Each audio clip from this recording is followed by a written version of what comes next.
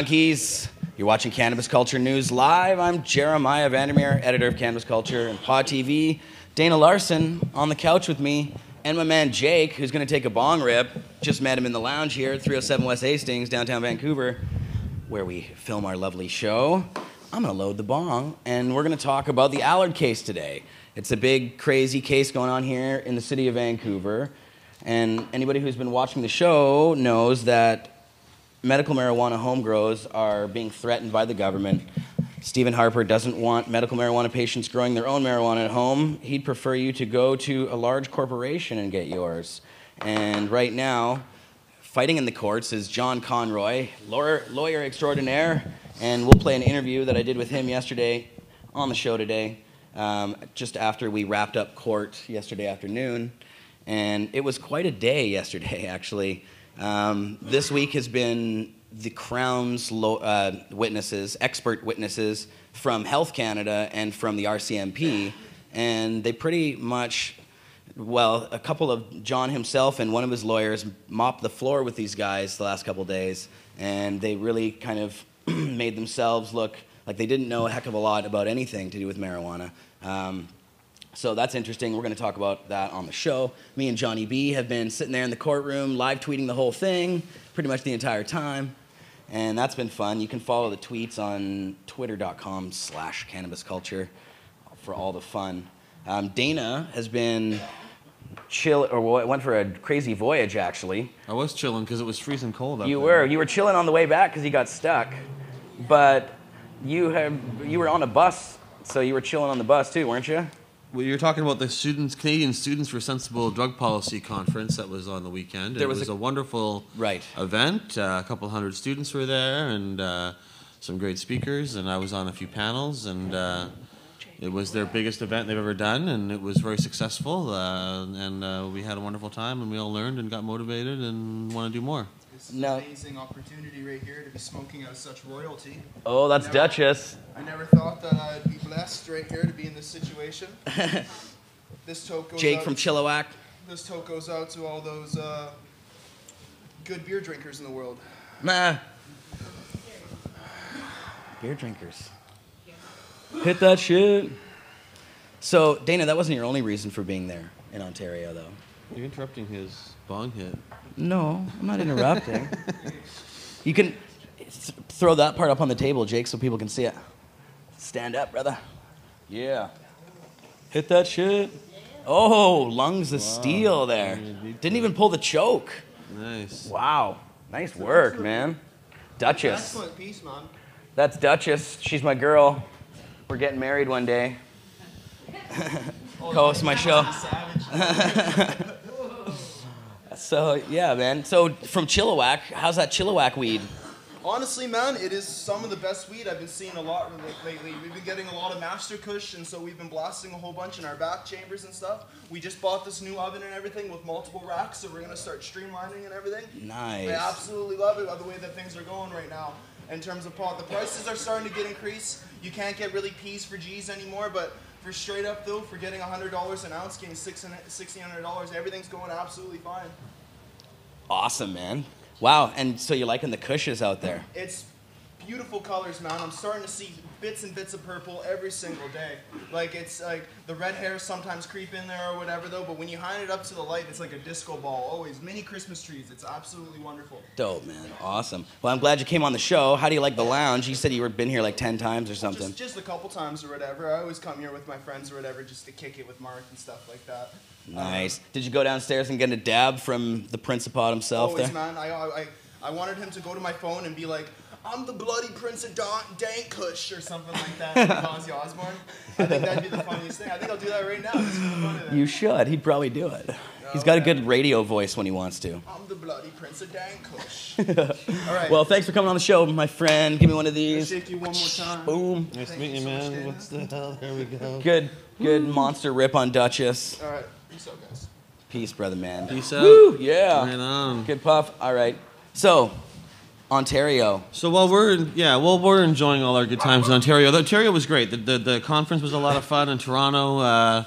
And then I went up to Kirkland Lake to fight the forces of darkness up there, and that was actually really quite an awesome time. The forces of darkness. Well, we enjoy virtual legalization here in Vancouver or some kind of tolerance, but it's not like that for everybody in Canada. And a couple of weeks ago, this guy named Darren Delaney got raided at his head shop called the Tripping Daisy in this little town of Kirkland, Ontario. And when he applied to get his bongs and pipes back, they decided to charge him under Section 462.2 of the Criminal Code, which is still in place, and bans instruments for illicit drug use. It also bans literature for illicit drug use, and that part's actually valid across Canada, except in Ontario still. That's never been overturned anywhere except in Ontario. But don't we have a constitution that would protect things like free speech? But you got to go to court and fight this stuff, right? And as we know, especially with this bong law, they typically don't charge you. Mark got raided many times here back in the day, in the 90s, and they very rarely charged him, although we did get one conviction for promoting vaporizers, right. Which is against the law to promote, import, export, or make available for sale any of these instruments for illicit drug use. So they busted this, but so the law doesn't get enforced at all, really, except in small towns. A couple of years ago in Prince Rupert, the police went into a store up there, Chad 420, and did the same thing, raided him and didn't charge him. So I went up there at that time, and I made a special trophy up for the police. Oh, yeah. Most Wasted Time Award, and I gave them a trophy and kind of made fun of them up there and went into the police station and did that. But this time we had a rally in town. It's a very small town, only about 8,000 people. We had about 3 dozen come out.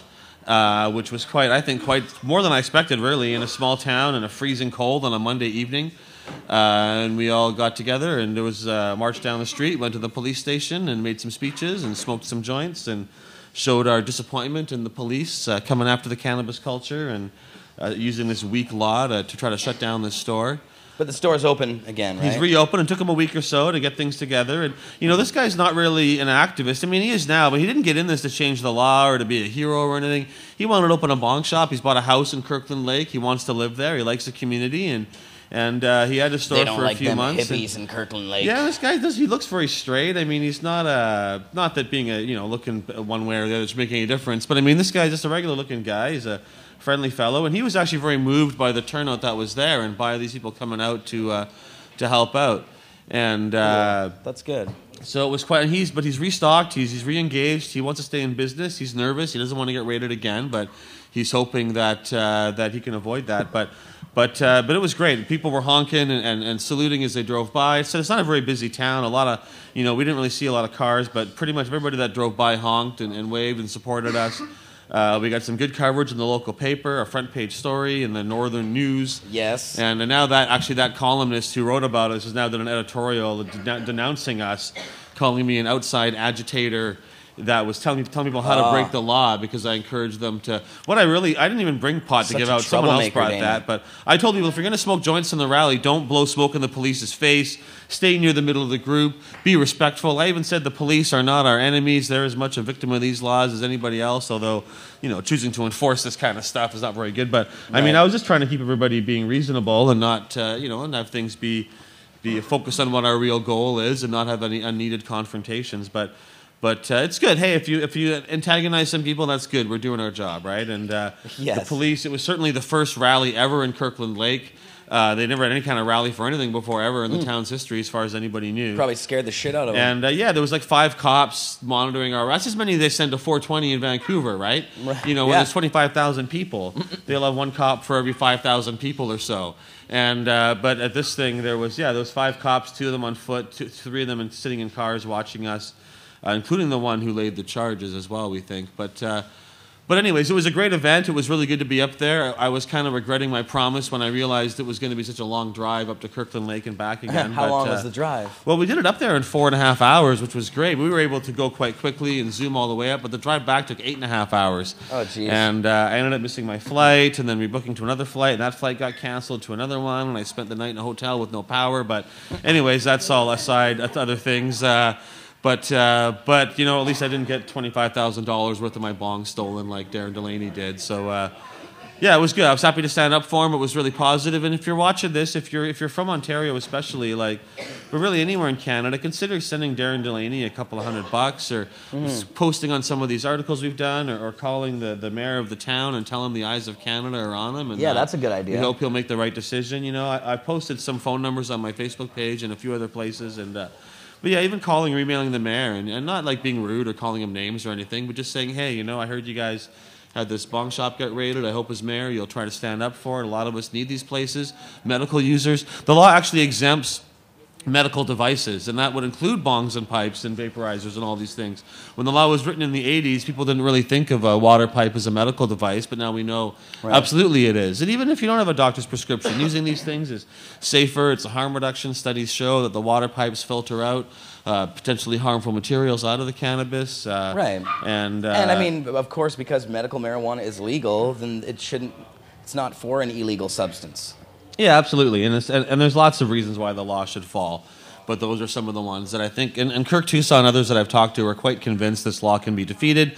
We just need somebody to stand up against it and actually get charged and go to court. And Mark never really got charged properly or wasn't in a position to fight his charges when he had some, but they just ended up throwing it out. Yeah, and the Chad 420 store, they backed down up in Prince Rupert. And so this guy wants to fight it. He's been charged. He doesn't want to plead guilty. He doesn't want to wuss out. He wants to go to court and try to defeat it. So I'm going to be helping him fundraise and trying to put some money together for him. And hopefully it won't be ridiculously expensive. I think it should be a fairly easy case. And we'll see. It's possible we'll win and the Crown won't appeal like they did with the literature thing, so they won't lose in the higher courts. I don't know. That would be fantastic. But we'll see anyways how it goes. But I think it's an important case. And while we're fighting for all these other things, to be able to grow our own cannabis and to be able to make extracts and to be able to do all these things, it's also good to remember that some places are still fighting for the right to buy a bong. Yeah. And that Canada is a big country and a lot of places need our help, and so we gotta sort of remember that. They're fighting to be able to buy a water pipe. Yeah, they smashed up Mark's store in the past and did things like that. Well, these laws were passed in the 80s by Brian Mulrooney, and it was a very severe censorship and literature law, and they shut down thousands of stores across Canada. Many stores in Toronto were just given letters and told, we're going to come raid you if you don't shut down, and use intimidation. But a lot of raids happened as well. And I remember you couldn't get a bong or a pipe easily at all in Canada. It was quite difficult. You had to go down to certain areas of town. Maybe they'd have them behind the counter or in the back or something. But and it's really allowed the proliferation of this has allowed the technology to advance, right? I mean, the first bongs out there were all these plastic tubes with a couple of holes. The chills in them, bongs, right? Chills bongs, and I mean, whatever, those were good things at the time, but the ability to make really complex and interesting devices that are both works of art and have amazing harm reduction properties is something that's needed this opening up and this legalization to happen. But these laws have remained on the books.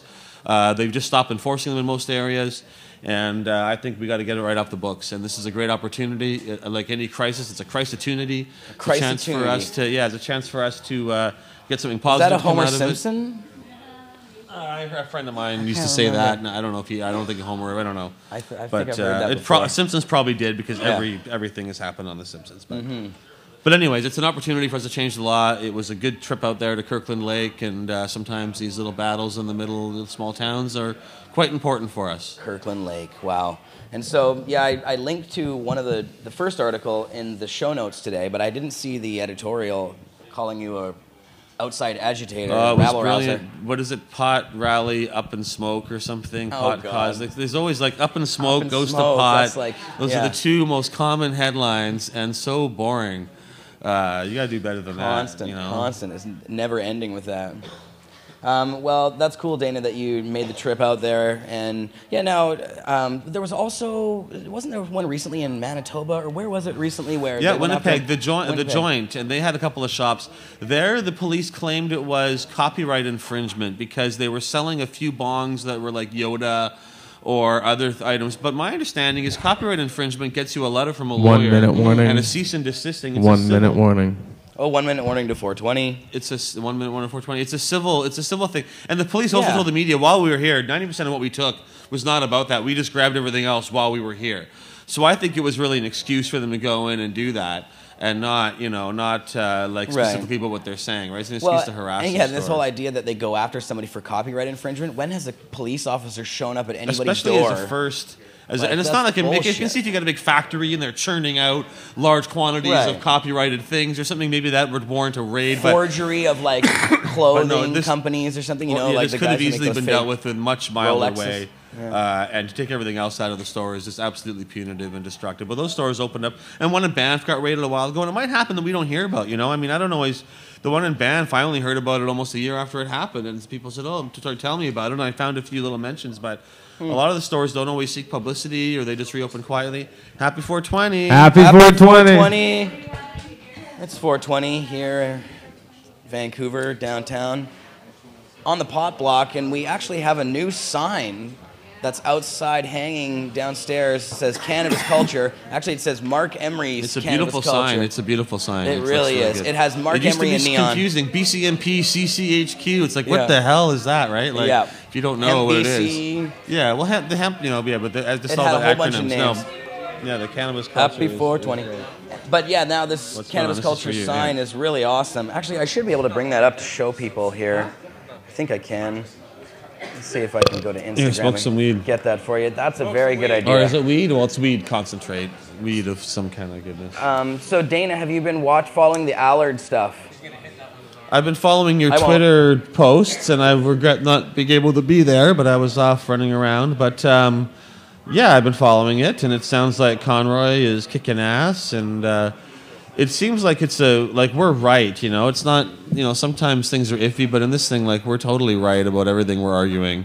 And so it seems like it should be a slam dunk in terms of the actual court testimony, and it is, so that's great. Mm-hmm. Everything I've been hearing sounds very positive. It does. Well, it's been very I think the last couple days have been pretty positive. I wasn't so sure at first. I think everything's been really good.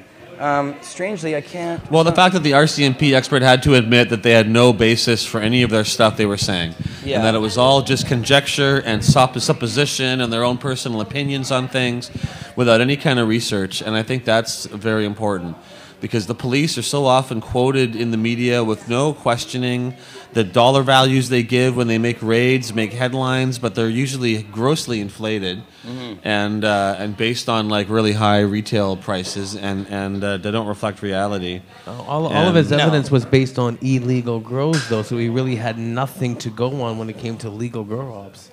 So that was the whole thing. We're going to get into all that stuff in a couple of years. The police even effectively we talk about this. Like grow ops, that's a police-invented term that they use to demonize marijuana gardens, home gardens. I try to use that term. And I use it a lot too. I wasn't trying to say what you I know. But I use it myself, grow ops, and it's really it's the thing the police now they call them MGOs, right? They try to make a word thing for it. And because they try to mix it up with methamphetamine and marijuana labs and all this stuff, and it's a very and that language also fentanyl? Gets repeated. Did you see the fentanyl I did stories? a couple of interviews about that. People asking me, is there fentanyl in marijuana? And that seems odd, very, very odd to me. I can see somebody who's already a user maybe sprinkling some into their own joint, possibly, although it still seems like a pretty inefficient way to consume it.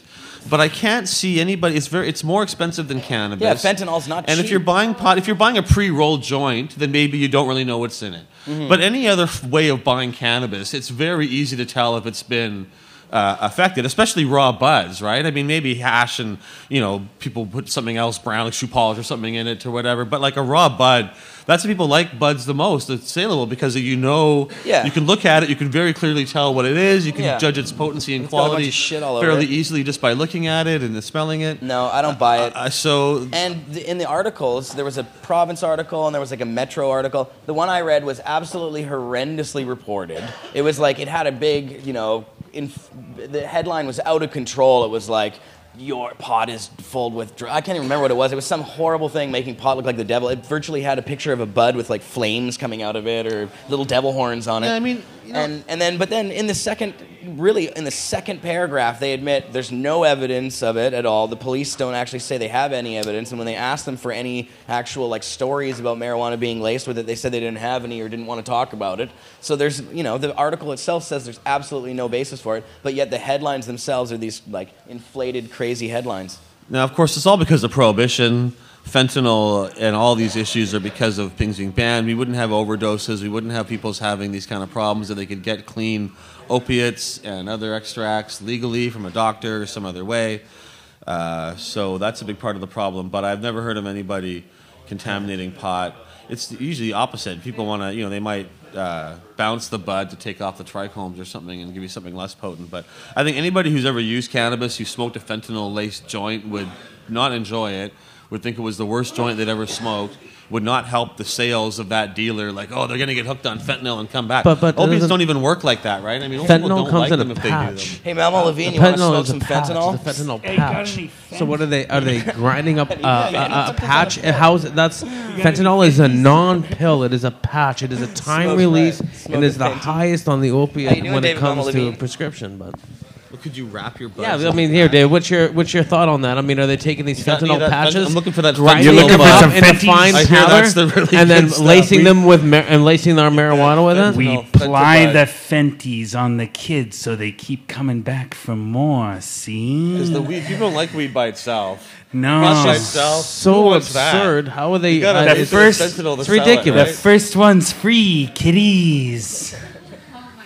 I think they have run out of right away. things to actually There's no other way of say getting about fentanyl. marijuana, so they got to make up stuff about marijuana. No one would waste good fentanyl on a joint. It would be putting $20 worth of fentanyl in a $5 joint. It doesn't make economic sense. I think whatever the police are smoking, that bica weed or whatever it is, they should switch over to the organic stuff, because that chemi bunk swag they're getting from PPS is rotting their brains. I like how you switched from like an old-timey gangster cop sort of thing to a Groucho Marx impression. Well, that was the worst tasting fentanyl spice joint I ever heard. But no. It's all shenanigans. Don't ever believe anything a police officer says. They lie on 2 different occasions. Every time they open their mouths and every time their fingers hit the keyboards. Otherwise, they're very responsible individuals. Well, this warning thing reminds me of when there was the ecstasy that was out for a while. That had made with the PV, whatever, that other chemical that shouldn't be in there.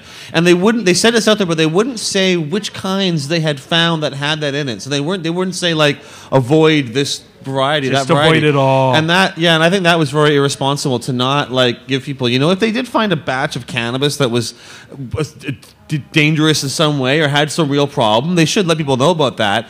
But they should also say, like, we found this guy and it was this strain name and it looks like this and it's got this problem with. If you come across some bud that looks weird and, but that's not what's happening, right? I mean, but just to give these kind of blanket warnings doesn't really help anybody. Like, I wonder what that weird white powder was in my weed or what that strange cut up patch was. When I read about it in the newspapers, it said, know your dealer. And I just instantly wanted to put out an ad right next to it. It says, "Hi, I'm your dealer. Get to know me. This is where I work. If you have any complaints about the white powder in your weed, you can come back and exchange it for powder-free weed. It'll be cool, man." But it's just an argument for legalization. Because, I opened a dispensary in Vancouver. Yes. All the fantastic strains and quality you've come to expect from my completely illegal, untolerated operations, like the Harm Reduction Club in 96, 97, and the Herb School back in 2004 to 2008, can be found at the more legitimate Stressed and Depressed Association on 41st Street, just a couple blocks west of Knight Street. 41st where the old weeds used to be, a couple doors down from the Duffin's Donuts. You can get the finest in cannabis and hashish and other marijuana-related items from 10 a.m. to 10 p.m. every day of the week. Dave's a pioneer of Vancouver weed sales, right? I mean, this is your first dispensary. This is the first time I've gone to get doctor's notes, and done time for it, by the way, as well. Yes, I've done 4 months in jail, and then an odd assortment of overnight and weekend visits. Yeah, totaling 4.5 months in Club Fed. But no, this is the first time where I hope to not get arrested for selling pot. And knock on wood. We'll see how that goes. But I invite everybody to come down. We honor all cards until we can get our own card system up and running. And check out our cannabis, our prices. I'm told that our weed is the best in town. No offense, present company, not to be offended, but we got better weed than everybody in this room. And if you want the best weed in Vancouver, whoa. I apologize, there's but no such thing as the best weed, because weed is infinitely complex, and there's the different bests for different people that I would say. So all right, we've that's got great true. weed at our dispensary. I don't know if it's the best ever, but we got good stuff. I've been selling this stuff since '96, so I've got some great contacts. Right on. And I want to encourage everyone to shop and compare. Oh, there you go. Yes. And Dave, no offense. What's the name? You should call it Crazy Dave's Big Buds or Crazy Dave's Cheap Buds. It's a Stressed and Depressed association, because we are selling pot to healthy people as long as you have a doctor's note. We have these pamphlets you can take to your doctor and convince them that cannabis is the best preventive medicine to keep stress and depression away from you, so you remain happy, hungry, relaxed, inspired, and focused. And those doctor's packages are available for free at stressedanddepressed.ca. You can download them yourself, or you can get one of our nice, fancy printed copies and take it away with you after you visit our shop. There you go. Yeah, we get everybody in Canada a doctor's note. Every smoker is legit. No toker left behind. That's our motto. It's a very inclusive model. Good stuff. Good stuff. All right. Thanks for the plug. All right, I'm now back to selling Fenties on Hastings. See you guys later. Your local Fenty dealer. So stressedanddepressed.ca. Yes, stressedanddepressed.ca, all one word. Very uplifting name you chose. You should call it, I'm going to call it Get Happy. Get Happy. I can't wait for your dispensary. My dispensary. The Get Happy Club. So it's stressedanddepressed.ca, and everybody can get a doctor's note. Now, Dave, wait, do you actually have a doctor? Do you actually have a doctor who's doing this now? We don't have a doctor yet, but if there are doctors out there who want a job, we can offer. Dave says if you're a doctor and you want a job, Dave's got one for you. At malmalevine@gmail.com. malmalevine@gmail.com. And go and check it out on 41st and Night. 41st and Night. That's 41st and Night. Okay, David. There you go. And we have Bijou in the audience too. Now here, I have a audience cam. She's running around barking. She's so cute. Are we adorable? What's going on? I think I'm Just done. looking at the dog. Anything else to say? Is it time for you to leave? Well, you tell me if you have anything else to say, Dana. Yeah, I'm glad that you were on a mission. Oh, let's talk about Sensible BC for a sec. What's the new motto? Sure. Your voice for marijuana reform. Your voice for marijuana That's reform. Our new That's thing. awesome. We're not really about the referendum that. thing. We were like the referendum focus. Now we're more about broader. We're working municipally, provincially, federally. At all levels. We beat the mayor of Nelson. We got a new mayor in Nelson. That was our big accomplishment during the municipal elections. Then we helped, I think, re-elect Vision Vancouver here as well. But and the federal election, we're targeting 4 districts. I'm not going to tell you which ones yet, but we're going to pick 4 districts in the province that we think we have the best chance of having an impact, where there's an incumbent conservative or a conservative who's got a good chance of winning that we want to defeat. Mm-hmm. We're nonpartisan. We really just want to see the conservatives out of there. And pro-reform candidates coming in. So we're going to be working, I think, to support Liberals and NDPers, depending on the 4 districts we pick. Cool. But the goal is really to defeat the Conservatives, to weaken Stephen Harper, to help defeat him in British Columbia. And, so that's what we're going to be doing. And we've got a pretty solid organization. We've had some good training sessions, and we're going to have more. We got some stuff coming up in Kelowna in April as well. It's going to be good. And... we're very busy. You guys had as a an meeting organization. today over there? We have meetings all the time. We're always meeting and planning and organizing and doing stuff. And we've got a small core group of people that are quite, I think, experienced and good at what they do. And then we've got a pretty broad base of volunteers who are happy to put in some time and effort to try to change these laws and be part of our team. And we've been having some local training sessions. We got on CTV News a couple of weeks ago, but they came and... did a story about our organizing event in Vancouver and what we're planning, and Cool. we got a good group, and we're going to have a big impact. And we're just kind of our website right now is a little old, and we got some stuff we got to rejig. But in the next couple of weeks, we're going to be relaunching, revamping everything. We're in the midst of doing all that now, and we're going to be your voice for marijuana reform, right? Yeah. So that's what we want to be. That's right. And I like we it. can make sure we represent everybody by getting everybody together to work together. So we're Sensible BC, but ultimately we're all about the whole country now, really. But our strength and our team is all in BC. But I'm out there standing up for bong shops in Kirkland Lake, and we're going to be helping some other folks do some things in Ottawa, and we got a few surprise things I don't want to talk about yet, but we got some fun stuff coming up. Well, you'll have to come back and surprise us on the show with them. Yeah, that's good. Yeah, but I'm going to publish my book soon too, Green Buds and Hash. That's a poem that I wrote a couple of years ago, and nice. I got an illustrator. He's actually a very talented guy who did Cannabis Culture magazine with us for the first a couple of years. Anyways, he did a lot of the covers and artwork and design there. And who's this? He's he doesn't. Well, maybe on the show. Okay. I don't know. He doesn't like me putting his name on the book because he doesn't want to get like be at customs and have them Google him and see all this weed stuff. So he doesn't need the. I don't know. He won't care if I say his name on the show, but whatever, it doesn't matter. But okay. His name's Dave. Okay.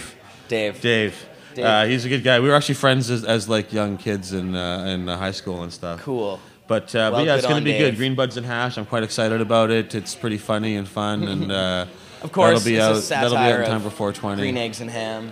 Yeah. Do you want Green Buds and Hash? No, I do not, Mr. Stash. If you want the rest, you gotta buy it. I love it. Or look it up online. It's around there too. But the illustrations are really good. Very cool. I don't have it all memorized, but I'm hoping to put out a bunch of these Weedster fairy tales and poems and things over the coming few months, and republish Harry Pothead, and hopefully finish the second one someday. Oh yeah. And you've been working on that for a while too, right? Yeah, the Harry Pothead Part 2 has been set aside for a while, but I've been working on this history comic, which is going to be awesome, or illustrated history more than a comic, but that we're going to get out, I think, in May. And that, I think, is going to be very influential, because I learned a ton while I was writing this thing. I know there are many stories in this history that people who have not heard about early cannabis history in the 1800s, about some of the activism that was going on in the 30s and 40s and 50s and 60s. It's stuff that I had not heard about. But the cannabis history in Canada is a lot more than people realize. And it's been quite a journey and quite remarkable uncovering all this stuff for me. I don't want to get too much into it right now because I want to take off in a bit. But people were getting very high on cannabis in the 1800s in Canada. Doctors were sharing it with their patients. Doctors were taking it themselves. They were writing about it in medical journals. They were drinking tinctures, and they were having some quite psychedelic voyages and experiences with this stuff in Canada. And they were writing about it quite a bit. And some of them are quite funny. And people greening out and stuff too as well, and getting a little too high sometimes. And that's pretty funny as well to think that this was happening 150, 160 years ago in our country. And even the early stuff about hemp in the 1700s and how it was being grown in Quebec and what they were doing to grow it and the challenges the government had trying to produce more of it and stuff. And no, it'll be awesome. I think it'll be very influential to those who read it. It's like The Emperor Wears No Clothes. I mean, it's a different kind of a thing, but for Canadians. And all of our information, so much of it's about the U.S. and their history, and that's fascinating. Right. But Canadian history is a little different, and a lot of different things happened, and I'm really excited about getting this out to people. And every page is lavishly illustrated. It's all black and white, but they're really beautiful artwork and drawn as much as possible from actual people and it's really comprehensive. Events. There's a lot of information there because we've been publishing some of the pieces on cannabis culture, like a version of it, an earlier version that doesn't include. And I've added so much to it since then too. I found these great archives online.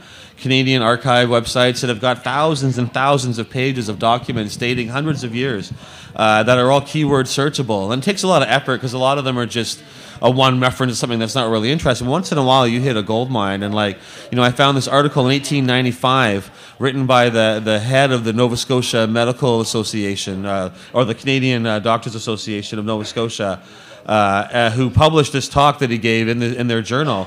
And it's super lengthy about cannabis and all the things they know about it and medical uses and people using it for sex and people using it for recreation. And it's a fascinating, lengthy thing. And I was only able to exert a small portion of it for my history. But there's a lot of fascinating stuff out there that I think people will love. So anyways, I'm going to take off soon. But that'll be good. All these things that I've been working on for a long time. And I'm hoping to get them all out this year and share them with people who want to learn and want to enjoy them.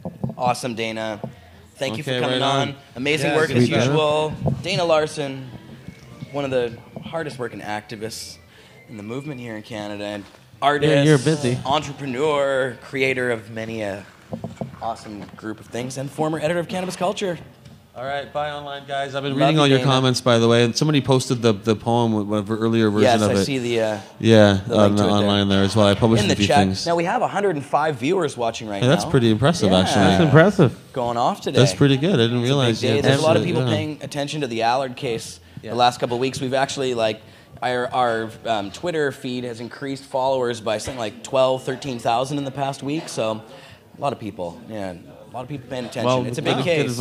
So yeah, it's good. And I'm sure some of them are watching today to see our interview with John and to see Dana on today. I was promoting you being on. The one thing about the Allard case that's important for everybody is that I think it'll help set the template for what legalization could look like for everybody else, right? So if they can win that, it's good for patients. They should be able to grow their own and all that. But it'd be nice if that helped to reinforce for all Canadians to grow it. And whatever kind of rules, and I think there should be some better rules around growing your own than what they have. I think Health Canada did a terrible job. They created the situation by not having any oversight and then allowing not sort of whatever. But I think that any rules they put in place could be very similar rules for people growing their own under legalization, right? And, totally. I'd like to see a model where we can all grow a certain number of plants or a certain number of square feet, and then if you need more than that, then you can get a doctor's note to grow more. But so at least to start with, something like that model, like a wine model where we can all grow 6 plants or 5 by 5 square feet or whatever the number is. I don't know. I don't really, whatever. But then if you need a medical need, then you can grow more. That seems good. Yeah. And there should be a few rules around that to keep everybody safe. But ultimately, if they want to stop people growing their own pot, it's easy. Make legal medical marijuana $1 a gram. Make it 50 cents a gram. That's a price no one's going to grow their own, or at least the vast majority of people, and make it really high quality, wide selection, wide variety. And most people, and those that do grow their own, are much more likely to grow it outdoors in a greenhouse and spend all the time and money growing it under lights. If the pots cost $1 a gram, it's not economically feasible to grow it in your own basement. You don't need to make laws against it. Just make it so cheap that no one's going to bother. That'll stop home growing instantly. Or that's a solution, what Uruguay's right? trying to do, right? I think people always grow their own. But they'll grow it in their backyard, or they'll grow it's therapeutic. Yeah, people should get it, but they won't grow it. It won't be worthwhile to grow it. It's not growing for money. No, it's about for like yourself. Home brewing of beer or something. People are growing orchids or whatever, right? Exactly. It'd be hobbyists would grow their own. Right. But they wouldn't be this element of being afraid someone's going to steal it, or that there's going to be some problem, or that it's some kind of crime thing, because it would be cheap and plentiful, so it wouldn't matter, right? No one's going to care about robbing it. There's no criminality involved if it's so cheap that it's just like anything else, right? Well, and $1 a gram is still ridiculously expensive for a plant. That's still way expensive, right? When you got to spend $10 or $50 million to build a facility, then that's the reason why these prices are so high. Right. Yeah. But that's another dumb thing, right? Legal marijuana should be grown outdoors. It should be about the extracts, concentrated in large industrial quantities, and at those prices, you could have. I think you could also do pure extracts for about $1 a gram. And also raw bud for about $1 a gram, because bud's actually harder in a way, because you got just as cheap as tomatoes. Huh? Just as cheap as tomatoes. Real good buds, I think, probably would be a little more than tomatoes, because you got to manicure them, and the weight and stuff is a bit different. You got to cure it longer, but still, like within that range of things, right? If tomatoes were $1 a gram, nobody would be. People would have tomato ops and stuff. Legalization solves so many problems directly related to this Allard case. Yeah, but it's got to be a legalization without too much taxation. And even $1 a gram, you could tax that quite heavily. Mm-hmm. That could be like 10 cents a gram before, and then 90 cents tax, but still, the actual production cost, if they're doing it on a large scale, is very low. So it's not that I want to have a 90% tax, but I mean, they could. But anyways, not everybody wants. Pot could be lucrative for the government and heavily and very cheap. And high quality and affordable if they just open it up and ended prohibition, right? Yeah, and it wouldn't be a threat, like you said, a danger of grow rips and stuff. But actually, a crazy thing is, as we've been seeing in this Allard case, when the RCMP corporal was there yesterday, he didn't actually have any evidence, and there really isn't any evidence that there are a heck of a lot of grow rips going on. Because I think at the time, or in the past few years, as Remo pointed out, there's so many legal grows now that the rippers are afraid because you can call the cops. So, people who have grow ups, you're not really sure if it's a medical one that people are going to call the cops. That's a deterrent for them, those rippers, to actually go in and break into people's property. So, I don't know. Remo kind of said he doesn't think there's a lot of rips going on, and the cops couldn't show any evidence that any of this shit I haven't had any patients contacting me saying, I got robbed, I don't know what to do. No. And people do, I don't hear from... Occasionally, I've never had anybody contact me about that. I have people contact me about other issues sometimes, or patients asking for advice or how to grow or what to do. But I've never had anybody email me or contact me or phone me saying, I'm a medical grower and I got robbed. I mean, it may happen. I don't know. I'm just saying no one's ever said that to me or approached me with that kind of problem. Yeah, I think that it was something that happened maybe a few years ago in the past, but people these days, I mean, it's just not worth it either because the price of cannabis isn't what it used to be as well on that level, I guess. Like, it's a lot cheaper now. And you've got to rob at exactly the right time. Right. It's very difficult to rob a cannabis crop because most of the time it's not really worth anything. If you grab the plants before they're done, you've got a bunch of unbudded or pot that's going to go moldy. You don't want to rob it all and bring it home and have to like cure it, and you've got to rob it. You've got to know somebody in the inside or have a thing where you can grab it right when it's near the end of the curing cycle. Pretty much any other time, it's very difficult to really do anything with robbed pot. You're just going to have a bunch of moldy, crappy stuff around, right? So no, it's true. So I don't know, but but I haven't heard of that happening much either. And certainly as a ratio of how many thousands of that are out there, you know, if it was happening regularly, there'd be hundreds of them then having these problems. And I don't think that's happening like at all. People get robbed for other stuff too. People break into houses just to steal jewelry and stuff, right? I mean, it does happen. So. Oh yeah, of course. And actually, that was pointed out in the court that it's not, jewelry stores, banks. There's any number of different things, liquor stores. I mean, how often do these places get robbed? The answer isn't that you shut every single liquor store down because one liquor store might get fucking robbed. The only reason like you said, people would target those grow-ups or any other thing is because they think they won't call the cops. And if they call the cops, the person who got robbed will then get victimized again by the police. But if you can call the police and they'll help you, then that's what they should be doing, and that's going to stop people treating them as a target. Yep, exactly. So, awesome. Okay, well, I'm out of here. Thanks for having me on the show. It's been a pleasure. Yeah, for sure. Good stuff. Thanks, everybody. 105 always, people who are out there. Thanks. That's right. Yeah, 114 people watching now, actually. Thanks. Yeah, off the charts today. That's awesome. Good to see. Good to see. So, Mr. Johnny B is on the couch. Come a little closer there, John. Well, before you come a little closer, we got Big J-Dog over here. Get Jason in here. Yeah, I wanted to have Jason Wilcox up next here. And we can all talk. Johnny, you take about this whole court case. Thank you. That's what I was leaning for. And actually, we do need you to. Yeah, that's about right, Johnny. Just so you're not out of the shot. When you were too far down the couch, you're kind of like. Oh yeah, no, I was half of that handsome face of yours. We need to see half the whole in thing. there right now. What's up, man? All right, Jason. Good to see you, man. Give me one of these. How goes? Been much better. Much better. How you feeling this week? I'm looking for the winners of the Concentrate Open, so. Oh. I'm just trying to pull it up. I think we got Tim here. He can probably pretty much tell us, can he? Yeah, that's right. He could probably rattle them off. Maybe. He can wrap them off. Who are the winners? Who are the winners? Oh, we should get him over here. Johnny, trade him spots for a sec so they can see his face. It's okay. Yeah. I'm gonna jump up here, Tim. Oh wait, I have a crowd cam. Hold on. Crowd cam. There you go. Brindle Farms. They took first place. Is that Bridal Farms? Brindle. Brindle. Yeah, their logo's got the dog on it. I was figuring out how to pronounce that. Couldn't get it. Okay. And then Roji Concentrates came second. And Heavenly Days took third. Heavenly Days, indeed. Yeah. Awesome. Yeah, there was 11 entries in total. It went really well.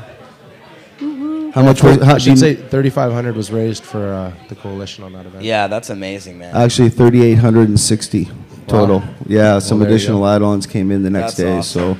So, congratulations to everybody involved with the Concentrate Open. Wicked, that was huge. I had a great time, and a shout out to the Beard Brothers. Excellent job, and Healing Tree, everybody involved, and donating all proceeds to the coalition meant a lot to us. So, thank you. Yeah, and actually, you can watch some video about that on McMahon's show, which is the Monday show. It's on pot.tv. On the front page, there should be a link to it right now. Can I point one thing out? From there. What's that? Can I point one thing out? Yeah. This is about Allard, right? What's that? This is about Allard, right? Oh, this is all about Allard. The only out of all the signs that you have up, this isn't about saving our doobies. It's about saving our gardens.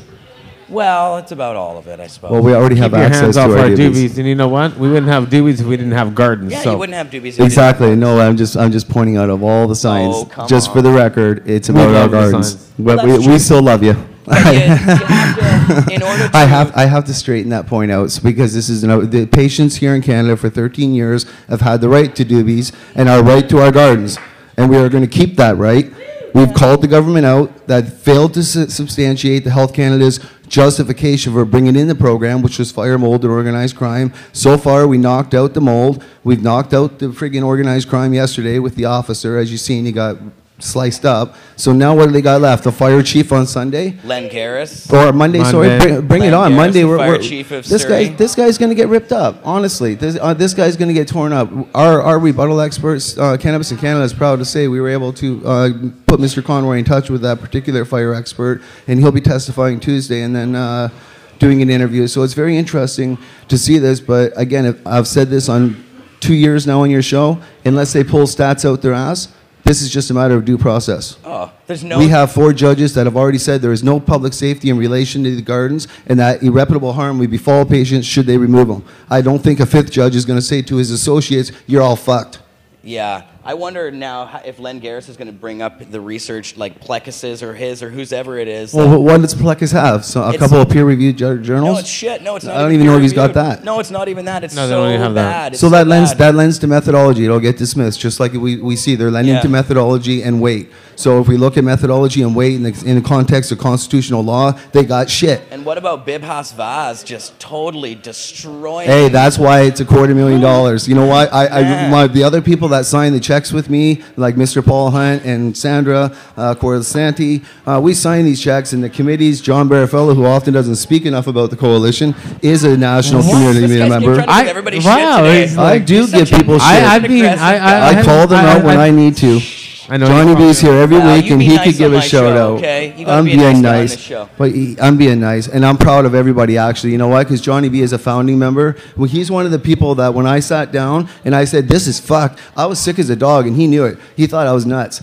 He was there from the very beginning. Him, Raymond. That's why I bug him, because we're bros. We've known each other 10 years. It was a long night of conversation. I remember when you were first talking about this shit. Everybody was kind of like, "Oh, you guys thought we were all crazy. Dream that nobody really believed." You guys thought we were all nuts. Yeah. Well, we did. We went through a lot, and honestly, to everybody out there, thank you, past and present reps, past and present members, people that may not understand and may start to understand now.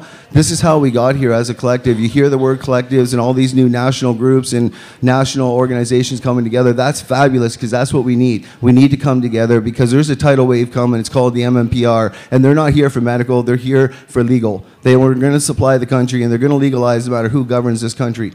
I can guarantee you that. It's follow the money. Follow the money.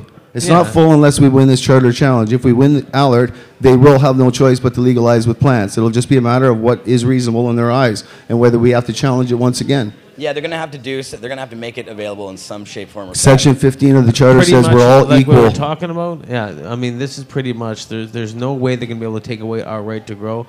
Even what Kurt said and stuff. I know we're gonna see in the video. What John talked about. From the way it's looking after this week, I just don't understand how any judge could look at this situation and fine for the government because they don't have a case. Conroy has proved the thing that he wants to.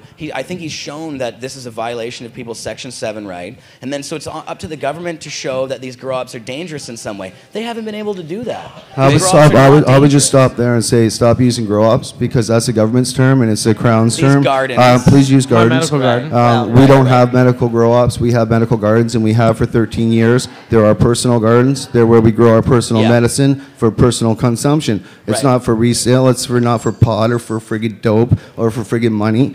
It's for our goddamn health. Yes. So remember, this is about the medical gardens. cannabis in Canada. Thank you. Yes, medical cannabis gardens, and I think that the lawyers in this case just did a great job this week. Last week with our people, the government tried to cut them down in the same way that we did this week. They didn't really have us showing anything like this. They weren't able to show that. They tried to show that Remo, was a crazy guy playing a video of Remo smoking this giant male plant, wrapping up in a newspaper with tape around him. Trying to show his involvement in the industry, as in him being actively involved. Right. And after the first video, they're like, okay, well, we look like the judge wasn't buying it when the government was trying to prove their side. But in this case, the judge was backing us on every turn. And actually, he wanted more information. At one point, there was an objection. Health Canada's officials were there the last couple days. And one of the girls who actually designed the program, this woman who was kind of responsible. She was for the whole director of Health Canada for the first 7 years. Policy director, yeah. There you go. And she sure does look different. Me and Kurt even said that. She looks like the program's really aged. She was very happy that day because she was getting taken apart as well. And she was, and the judge, at one point there was an objection, and they were saying, we're going too long, they're spending too much time with this witness. And the judge was like, no, we need to go through, I'm not going to cut this short by any means, he said. This is probably, he said it's one of the most important things that's happened in the case, and they need to have the chance to say everything they need to say. Everybody needs to remember, nobody got charged in this case. Myself filed a case in 2012 with Mr. Conroy, opened a trust fund. The case didn't get filed until the following year, and a group of patients paid for that. And that's where we got to where we are now. We restrained the government, we put them on trial, and really, where this case is going now is quite literally going to forge the future for Canada, whether we have gardens or not. If not, another case will, if for any reason we lose. However, I don't see that based on what's been here. And again, the government stood up there with the fire chiefs, the police, and Health Canada and said fire, mold, and organized crime was the sole reason to get rid of 36,000 gardens of 40,000 patients in Canada. And I said, do not throw the patients under the bus. I told you guys this was coming. I also said there'd only be 51 LPs in fiscal years 1 and 2. I begged the country to please open your eyes, read what's on Mr. Conroy's site. We've made everything public disclosure so that you can read as much as we can possibly release to you. Get yourself informed and understand that they are not here for the medical patients. They are here for you. They want to supply Canada, and they wanted the whole pie, starting with the medical patients because they needed to get rid of our gardens. And that's where we threw a wrench in their engine. Believe me, I know. I've dealt with the threats. You guys know who threatened me. I don't really freaking care if you're watching now. I'm tired of it. To me, this is over. This is up to the judges and the courts now, and the theatrics and the experts. This is all done for me, so you guys can do what you want. That goes to the LP freaking applicants. I'll give shout outs. I love you, man. Always awesome. I'm totally pissed about that. You don't understand what it's like to be in that position, man. When people freaking email you and say, "Hey, dude, you're messing with my money. You better drop this case." It's like, you don't get it. This ain't gonna get dropped. There ain't no backing down. This is before the courts. Really, are you gonna continue at this juncture? So there's people that you get angry emails from people not thinking the spending is off or something. I mean, you guys are doing a really great job. No, it's not even because we made our accounting, Mr. Conroy. That letter that's pin posted in the Coalition's group in Facebook, I ask anybody to go to MMAR Coalition on Facebook and join the group and read the pin post. It's a 5-page letter from Mr. Conroy, and it sets out the Coalition's fundraising as demonstrated. And we demonstrated the fact that we raised $250,000, and where the money went and how it went, Mr. Conroy verified that, and now we've incorporated. We've done all that simply because so many people out there wanted to know, well, what's going on with the accounting? I say, why is it we only have 6 experts against 14 when it should be more like 10 against 14? Because we failed to fund the case. Right. We could not unite. Now, if we learn anything from this, when Dana says we want to move into legalization with the United Fight, we need to unite. We need to understand they're much bigger, much stronger, and they're organized. They got money. They're mining companies. They're big sole proprietors. They want Canada. They want sole distribution and sole supply. They don't care if we have some freaking bongs and if we have some vapor lounges. They want supply and distribution. That's what it's about. The plants in this country. Alan is about plants, not joints. Yeah, that's right. Well, it's about all of it. It's about taking our marijuana, the medical patients' own marijuana from them. However it comes, whatever form, this is the marijuana they want. It's not up to the government to decide where your marijuana comes from. If you want to grow marijuana yourself and it doesn't hurt anybody, you should have the damn right to do it. And I think it was sad for what they did to Allard. Did you see how, I'm glad Mr. Conroy, even the judge, agreed that the Crown could not ask, a factual witness, to give a hypothesis. Like even Neil said to the guy, are you kidding me? You want me to give a hypothesis as a factum on the stand? Really, this is the kind of stuff that the government, the weakest stuff they can do, and like with Ramo, putting on a video, a character assassination, but here's the thing. Yeah. Ramo was up there to be an expert. When they tried to attack the Coalition, well, what's Ramo's involvement with the Coalition? None of their business. He was on the stand as an expert grower. Right, not as an advocate of the Coalition. Unfortunately, they didn't ask about ppm, pH, how to flush properly. They didn't ask any technical questions that they could then cross-examine with a friggin' horticulturalist. A little common sense. I'm glad Ramo's done on the stand. All they did was show a video that shows he's an online character like myself. We do stupid-ass shit, and sometimes that's just the way we are. It doesn't mean that it's real. It means it's behind the camera. Yeah, and I mean, it was so obviously a fraudulent video that exactly. It's like the fact that these guys actually thought it was true is just remarkable. You know, if they really did, I mean, maybe they were just thinking that the judge would. I think go they were along trying with to it just show his character. It wasn't about discrediting the joint. Right. Well, I'd say that. It's more about his he's a character comedian. and The his guy's involvement and hilarious. stuff like that. I think that it was all about character. And Remo said the entire time that he's an entertainer. Was trying to discredit that. I mean, his character has nothing to do that he has been growing his own medicine for the last 13 years. And knows what he's doing. He's an expert on growing. Hold on, the way they did discredit him and the way they did, in my own opinion, hurt the case in some ways was because Ramo admitted, and unfortunately he has to. Ramo has to tell the truth on the stand. Right. So when he was asked, did you compete in these cups? Ramo said yes. They said, did you grow this medicine? He said yes. Well, that's a federal regulatory breach of the MMAR. So it's going to come back under closing arguments. I guarantee that. That's an issue where you just simply can't grow your meds and share them. End of story. You especially import them over the border to compete in High Times or over into Amsterdam. Well, Simply not said legal. He shipped his weed, stuff like that. But I mean, they can never use it against him in the court of law. So it's basically a get out of jail. No, but it's the point that is where the Crown is going with discrediting. The video was sloppy, but that particular issue of sharing your meds, you cannot take your meds and compete in a cup and give them out to people and say, what do you think, is it the best? And then be proud about winning that cup and openly admit that, because it is a federal regulatory breach of the MMAR. That's the only problem. And the Crown raised that. The Crown has been raising the MMAR as grounds to discredit witnesses the whole way through. They have, yeah. And we need to be alert to that. But so I'm just calling a spade a spade. Ramo's my bro. You know, and he did great on the stand. It's just that's one of the issues where, unfortunately, they used his social media against him, and that's all they could do. But I mean, granted, I think they could have chosen any other video and actually done real damage using the video. You know, because I agree 100%. There's a lot of videos out there. All they talked about were the monster plants that they tried to get into, and that had a lot to do with the police. Well, they're still talking about the monster plants. And that's the only thing I didn't want to see. Yes, they are. Yes, they are. Coming up. Well, and you know, what happened this week was that the monster plants came up because Voss was grilling Holmquist, who is the corporal from the RCMP. Now he's supposed to be an expert witness on growing operations. But he was he had been in he said over 100 illegal grow gardens. You know what? Right. So either way, everything went down. Hold on. Either way, he got conjecture twice. Yeah. Yeah, basically, this guy was discredited. I mean, of 100 investigations, he admitted that he participated in 2. Yeah. Okay, good job. And how was your methodology? Nothing. Well, this officer but then he said he cut down hundreds of gardens, hundreds of plants.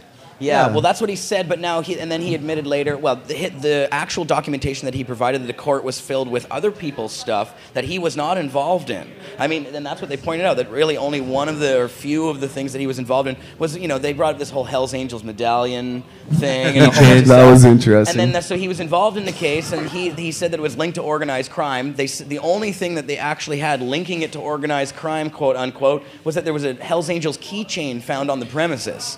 And the guy, now he said that they asked him, well, what was the outcome of this case? And he was like, I don't know. I don't remember. Still under investigation. They couldn't talk about it. So then they couldn't go any farther. Did you also notice that he backpedaled? I'd say the government's expert in organized crime backpedaled from organized crime as we know it to 3 or more people operating together, which constitutes an organized crime, technically under the law. So they technically put anybody who was running 4 licenses at one address is organized. They basically. I'm talking about what the officer was referencing in court. The officer was referencing a specific law that he's following, which is 3 or more people as organized crime. Right. When the federal government introduced the MMPR, they suggested that the Hells Angels and the Mafia and everybody else are involved in the medical marijuana industry, and I call bullshit, and then we still call bullshit. Yeah. Didn't he also say that he thought over 30 grams of plant was overproduction? Exactly. Yeah. Well, where does he get that? Again, to make that assessment, like I said, his methodology, he was discredited, period. I mean, again, at the end of the day, he doesn't know anything. It's going to come down to do plants start fires? Do plants collect mold? Can it be controlled in a proper manner? And it comes down to your constitutional right to liberty and reasonable access to that liberty. In this case, it happens to be your garden. Reasonable access is the fight. Section 7 is the right. That's right. And if these grow-ups are not a danger, then there's no reason to take medical them away gardens. from people. Yeah. It's going to be a hard change for Jeremiah, but we'll work on it for you. Well, you know, it's... Just remember, the government's using it in court. Grow ops, grow ops, grow ops. Read the documents. Grow ops, grow ops, grow ops. I say gardens, gardens. Read the coalition's model. Gardens, gardens, they gardens. Call them cannabis factories. Cannabis is awesome too, because the cannabis sativa is a real medical name. I got a book in my office. I showed Mark it prior to 1942. It's a handbook where cannabis sativa is in there as a medicine. So is CBN. Ironically, Mark and I are looking at it. We're like, oh yeah, as an isolate. And it's like, and we're like, oh shit, there it is in a medical handbook for Canada prior to 1942, and it's just rather, yeah. I'll have to show you. It's really interesting, but it shows just how much they knew. Should have that for his Canadian history thing. Yeah, well, yeah. It might be missing a few pages, but it's definitely a really old book, man. But I should put that in the book. I was definitely impressed to be able to show Mark that and to be able to say, yeah. And also, I learned that in the 1800s is when they first isolated CBD. That's when they knew it stopped seizures. I didn't actually know that at all. I didn't realize it was so far back. Yeah, no, that's when they first isolated. They really were, as Dana was saying earlier. Doctors were using a lot of cannabis tinctures and were doing things with cannabis and experimenting with it until it was made illegal. So it's a crazy thing. 1898, when Bayer Aspirin got involved. Well, David Malma Levine had all of these bottles with cannabis extracts involved, and then they say cannabis right on the labels. And that's what I'm talking about. If people don't know the history of cannabis, Google it, please. Really, we've used cannabis through the pharmacopoeias all through time up until the early 1900s when they took it out and they made it illegal, which I call the 100-year lie, the opioid system. They spent 100 years pushing opioid drugs on people, made billions of dollars, and now they're legalizing cannabis on a larger scale and putting it in factories all around the world.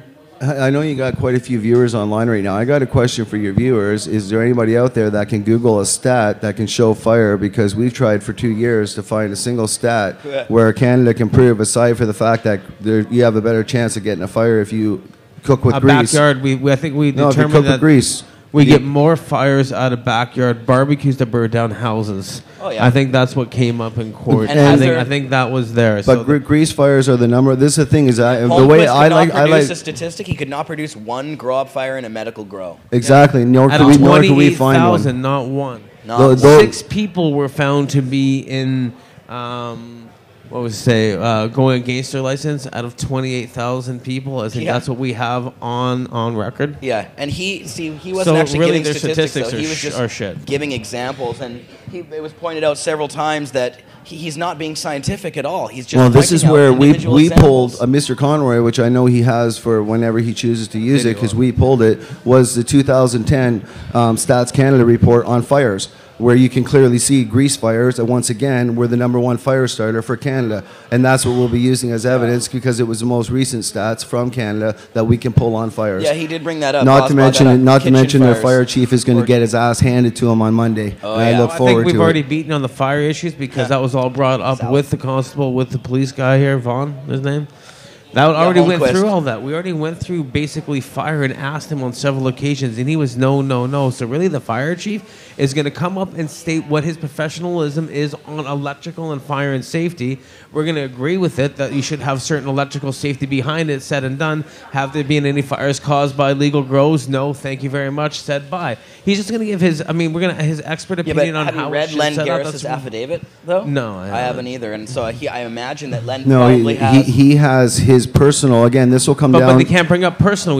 This will come down to methodology, and this will come down to weight in the court of law. And that's a matter where Mr. Langaris might have his head up his freaking ass, and he knows how I feel about him, because he outed the coalition after we got the injunction and said we just endangered the city of Surrey. And I say, screw you, Langaris, get on the stand, and I hope Kurt rips you a new asshole. So I look forward to that. This guy is such a propagandist. He's been doing it for years. He comes out with these studies that are totally fraudulent with another guy named Daryl Plekas, and they kind of are symbiotic and revolve off each other.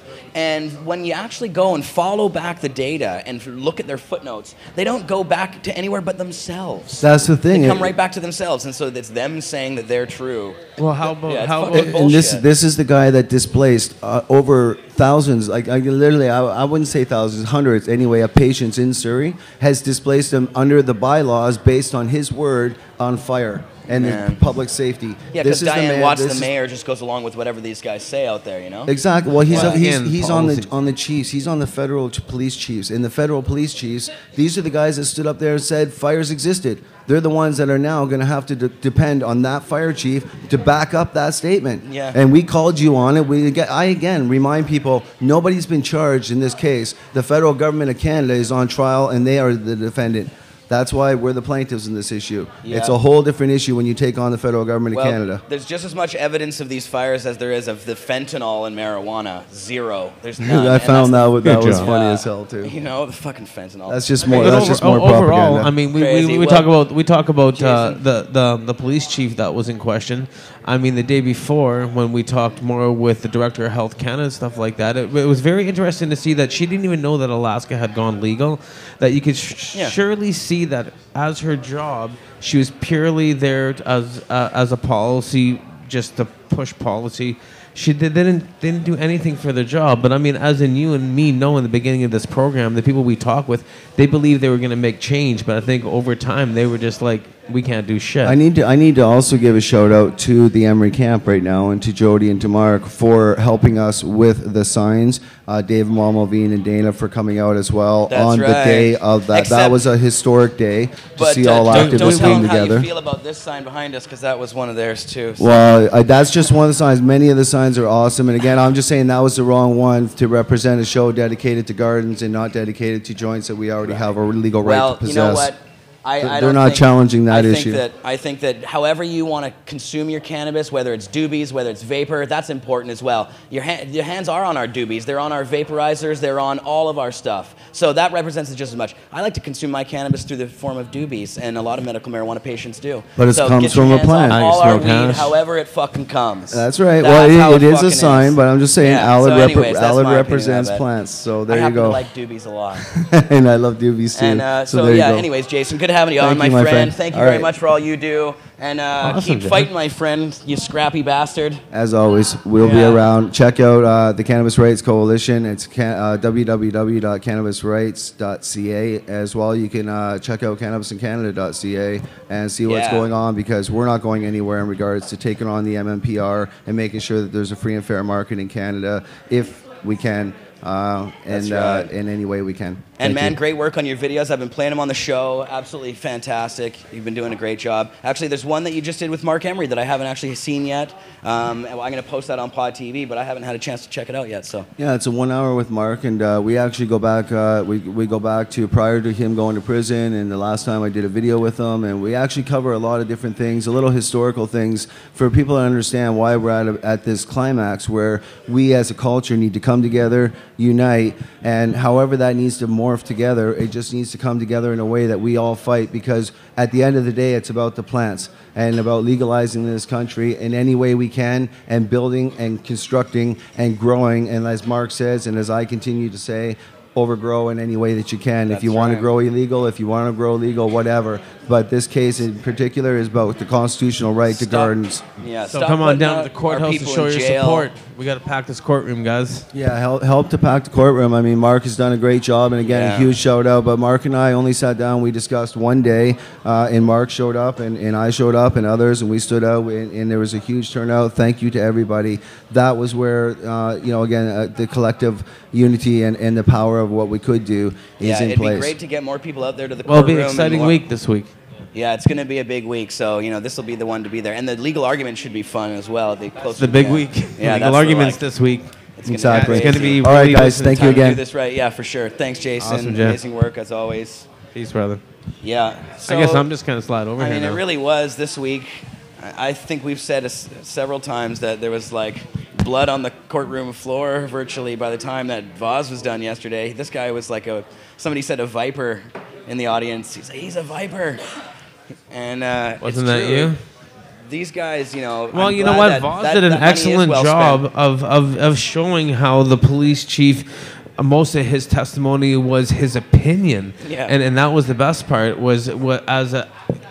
He talked about mold in gardens, but he had no pictures. It was only opinionated. So really, his testimonial, what Vaughn did to it, was discredit what Oh yeah, it was awesome. And not just the RCMP corporal, but also the Health Canada witnesses virtually had to over and over again agree that their information was not based on any kind of statistical documentation. Yeah, it was all based on anecdotes and all based on things that police just reported. So there's a lot of. It's just crazy to me that the government seems so ill-prepared for this case. Wasn't a police chief? Who was he? Was he the police officer? Who was he? Yeah. I was. And even the judge at one point asked to see his expert witness documentation. He was 9 years as a police RCMP police officer. From there, he got his bachelor degree in just general studies. I can't remember his. Yes, that's right. All of his stuff. He had a degree that was specific to law enforcement people. So it was actually a program that was designed just for law enforcement people. What also I liked is that he had made several complaints about MMAR grows, about the smell. He was actually the one in question making the complaints, and now he works for the MMPR. And I didn't even know it didn't get to that. They're trying to show that, as he's been involved with this for so long, right? So they were trying to. Our side was trying to show that he has a stake in this. That he actually has a stake in the. Someone was looking. I was stashing it. I was secretly texting other people. Because this guy, he's a police officer. What's that? Oh yeah. Get up here. Yeah. You want to come on? Come on. Yeah, you were sitting there too. Yeah. We had a packed house. There all week. Yeah, I mean, here's the three guys that have been sitting right beside each other the whole time. We've been there every day.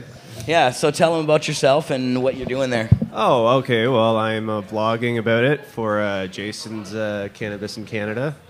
And yeah, I'm just there taking notes every single day. Yeah, man. And so what are your thoughts on the way it's been going so far? I think it's been pretty good. It's definitely the last week has been better than the first one. Seeing that we've got John and Tucson, 100%. Everybody working on the bureaucrats and the RCMP. Right. Yeah. Because last week it was kind of their turn to attack our guys. Yeah. And John was just kind of there to reestablish the coolness of our guys. It's almost like watching baseball. Like when your team goes up the bat and then they hit a home run, it's like, it's totally true. I've been using that metaphor in my tweets a little bit, the up to bat thing, because it is like that. Kiss happiness, because there was just so much time you get a big smile on your face, and it's like, there they go again, discrediting themselves. You're smiling too. I'm smiling. I mean, I was having a hard time not breaking out laughing at some points. I think there was a couple laugh out louds, and the judge instigated them. Yeah, the judge instigated a laugh. The judge was trying to joke around a lot. Actually, he's been cracking wise the whole time. Yeah. He's hilarious. Well, no, he's just comfortable, and he's showing and he's listening to how things are being presented, and some of it is comical, and he can see it, and he's just. He's hilarious. He's a human. He's a normal guy, but he'll make his opinion, and that's why he's there, right? Like he seems to, just from his body language and from the way that he's been responding, I think he definitely is sympathetic to our side. I can't say, well, at least he's empathetic to our side. He's seeming to understand our side and pay it some attention. I don't know. What do you think? Have you been paying much attention to Phelan himself? I think. I think the difficulty is that he probably wants to limit. I don't know. I don't want to guess. I saw him taking more notes when we were cross-examining when we had the minister. Oh my God, the Health Canada lady. What was her name again? Oh, Richotte. Yeah, when they were cross-examining her, I think I was watching him taking down so many notes about the program. Oh, we started to see different parts. Like in the beginning, when we saw our cross-examinations, I didn't see the judge taking the notes as much. But what I can see the last 2 days was the judge was scribbling a lot of notes and paying attention. That he was paying more attention, where before he was just listening. Mm-hmm. So he's definitely read and knows how patients are being affected, and he wanted to know more about how Health Canada was going to. I think that's the way I feel, my personal opinion. Well, I think that overall there's a lot of positive stuff happening And actually, when we went, John and I were able to go and talk to John Conroy and interview him at the Four Seasons where they're staying there. Yeah, and we went and we're sitting with all the lawyers, including Bibhas Vaz, the amazing Viper. And he had a big smile on his face. He had a huge smile on his face. He was feeling good about it. Everybody was patting him on the back. Because he really did a great job. And excellent job. There's a Globe and Mail article that came out by Mike Hager. He's like, wait, that's the name? Yes. He's been in the courtroom and covering it for the Globe and Mail, and he did a great article about how the RCMP corporal had no evidence of, to back up his affidavit. Exactly. So, everybody's paying attention. Even the mainstream newspapers are, pointing out the fact that the government has no case. So, well, they picked up on your Twitter feed.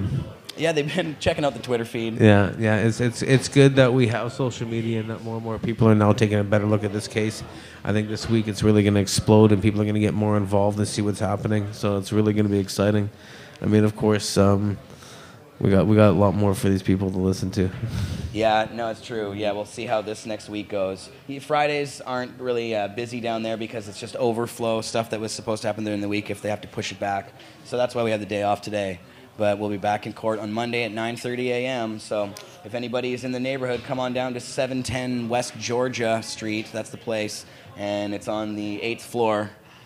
It's easy to find. We got our guys outside, so. Lots of those. Definitely Neil will be out front, and we got names are bad for me right now. Yeah, that's everybody. Neil Someone Magnuson out front. Is out front. Yeah, Neil Magnuson and we got out Bruce, front. And we got a whole bunch of other people chilling out front. John, and we've had... and Mark's been Steve out there. Finley's out there. Steve Finley. He's been standing out there strong, so it's actually been really, really good support in the front and everybody down there in the mornings and while going down for the coffee break and lunch break, and I always get a big smile. 2 milk. Yeah, 2 milk. Yeah, 2 milk. Yeah, I keep getting coffee, but we have only a 15-minute break, and by the time you get back in, the judge is already coming in, and you can't even drink your coffee. Yeah, I keep having to That's why I've been juicing. I've been going to the juice bars and just hurry up and sip a juice. And okay, I feel refreshed, ready to go. Totally. Actually, I got myself one of those Jugo juices from downstairs. Yeah. The Mighty Kale. Although I just left it sitting there and couldn't drink the whole thing because the judge came back in. I don't want to miss any of it, but it's exciting, actually. It actually really is. It is. Being there, it's very cool to see this stuff happening and to see these lawyers in action. It's like television or something. It's just like the movies. Oh, no, it's very interesting to see how everything's panning out in the Supreme Court. I mean... Yeah, I guess it's exactly what we've been wanting to do. Is exactly what we've been fighting for. We spent years getting here, and it's exciting to see this unfolding. History is being made here right now in Vancouver. I mean, it's going to change. It's going to change the way we're able to grow in this country, and if not, eventually all over the world. I mean, the people are paying very much attention to the Health Canada system. And how they're trying to implement it on patients. So, I mean, this is so important that we continue for our right to grow. And I believe they will never take away that right, but there will be some type of regulatory body coming in. And it'll be run by municipals. That's what they keep saying. There's a lot of stuff that we're hearing. I think you're hearing it too. Well, it should be under the provincial jurisdiction. It's our healthcare, and our healthcare is run by the province and not by the federal government. So, I mean, 100%. Each individual, there's... What would you like to say? The concentrate. Oh. Tell him about the bus. Here, give this guy a microphone. Yeah. Microphone. We'll get Jason. Here, I got another cam. Yeah, we got to talk more about that. I can give you this cam. You're right there. Here, I got a cam for you here even. You can even just stand there. I got you. Good enough. We're doing a limo bus out of Ontario to the Ottawa to support the R versus Smith case. And of course, we're going to have an event fundraiser in Ottawa that's already being planned by an East Coast representative named Justin. The limo bus has been secured through a sponsor. 28 patients will be shuttled to and from and stay in a hotel and be looked after. Yeah. And of course, we're going to document all this. We're calling it the Extract Express. So that's going to be promoted tonight. It's just kind of being released now. It's going to be released on the East Coast. So tickets are only like $200 because of the high level of sponsorship that the coalition gets.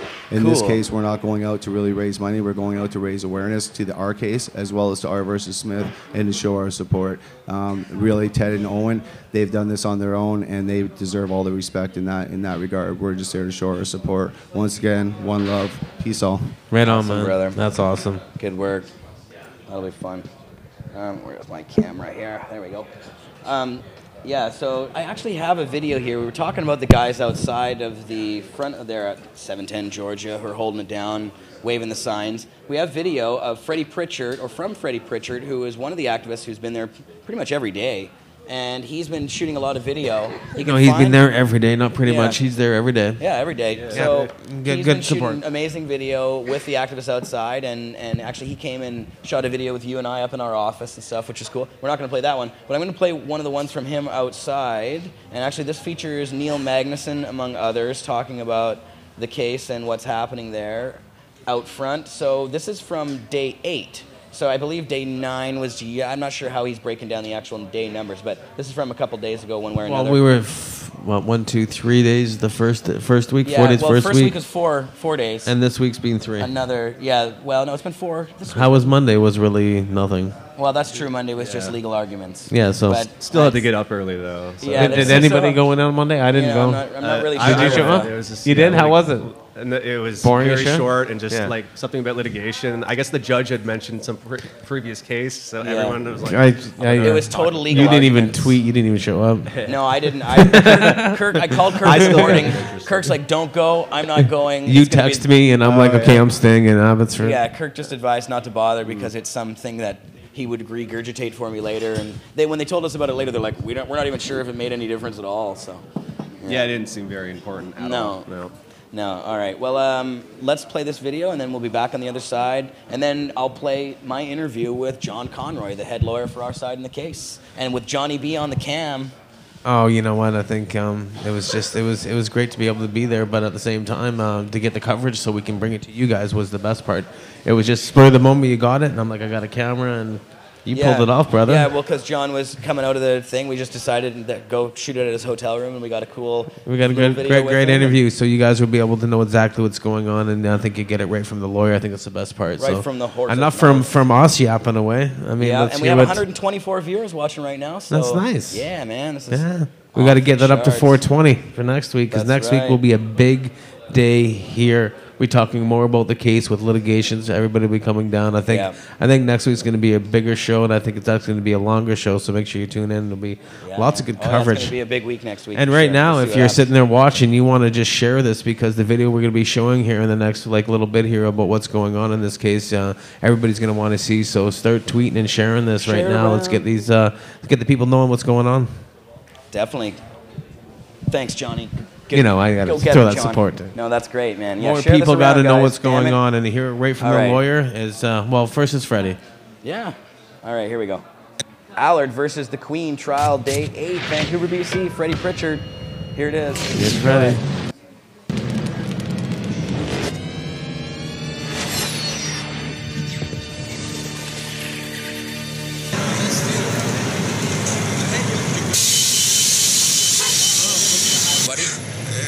Yeah, free the weed, man. Fight is real. Get down here. Get down. It's a real important court case going on here, folks. Our rights today, your rights tomorrow. All of our money being wasted. Our rights today, your rights tomorrow. Help us stand up to these people. Health Canada's beating up on sick people, protecting their licensed producer friends. Oh, cannabis, the sacred plant of peace. Yeah! Woo! Free the weed. Thanks. Free the weed. Here we are. Now it's Wednesday again, the second week, Neil? Yeah, man. So what's halfway mark? Yeah, what do you think's what's going on? I talked to Kirk last night. He says we're gonna win. That's what I asked him. I said, "Are we gonna win?" He said, "Yes, we are." You think they'll appeal? Yes, they will. Yeah. So it's not their money. It's not their money. So yes, they will appeal. So they lose, they appeal. It's our money they're using. That's right. Against us. Yeah, that's right. to prevent us from using what is one of the safest plants on the planet. Absolutely, like you can grow tomatoes, you got a garden full of vegetables and other plants, you got herbs in there, you're growing some lavender for your headaches and stuff, and you can't grow what is the most beneficial and the most safe of all plants? Yeah. This is insane, man. You're right. Most of the plants in your house, your garden plants and house plants, if you eat them, they'll kill you. Not the vegetables, of course, but, you know, they're poisonous. We have children running around houses full of poisonous plants. It's not a problem. People can grow their own herbs. We are all amateur horticulturalists. We carry it in our genes because it's part of who we are. Human beings have an inherent right to all of the plants, nature, the cacti, and everything, the mushrooms, is all ours to use as we choose. That's right. The only thing we're not able to do on this planet as human beings legally is harm other people, because those are natural laws. You naturally don't have a right to harm somebody else, but you naturally have a right to do whatever you want to do, and don't do whatever you don't want to do unless you're harming somebody else. So our federal government in there using our tax dollars to keep people from growing their own herbs for their own benefit is a serious violation, a serious crime against Canadians. That's for damn sure. This is a criminal misuse of public funds that's going on in here.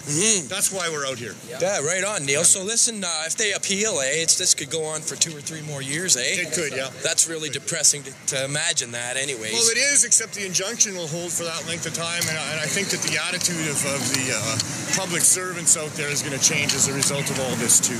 Yeah, so. And what about, let me ask you, Neil, today in the courtroom is a couple Health Canada representatives, right? I understand that's the case. Yeah, you're going to be going into the court?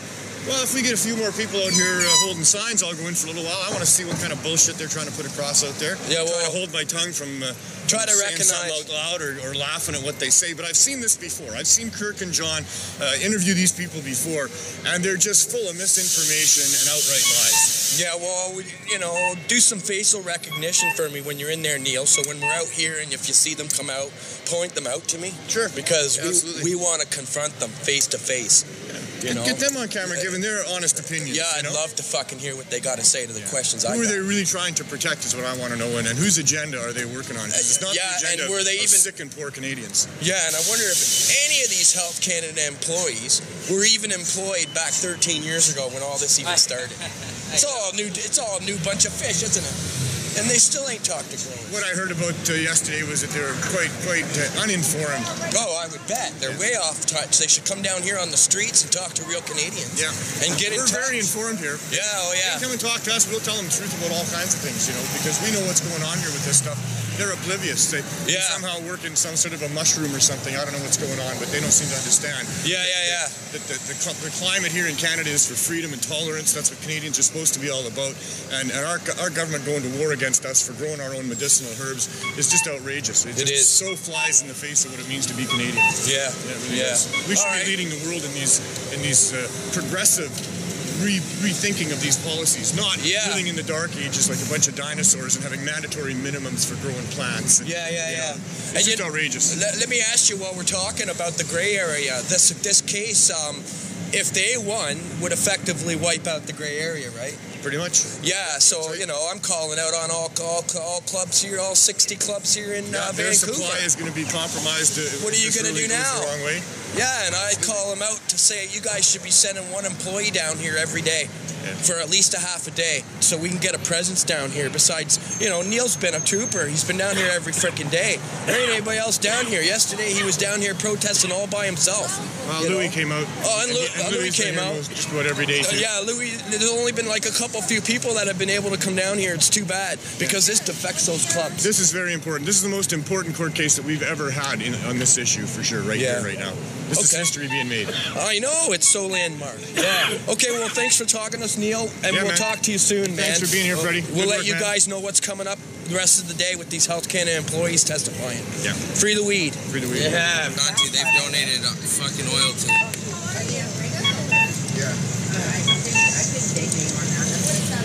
Oh yeah. That's that cotton candy, baby. There's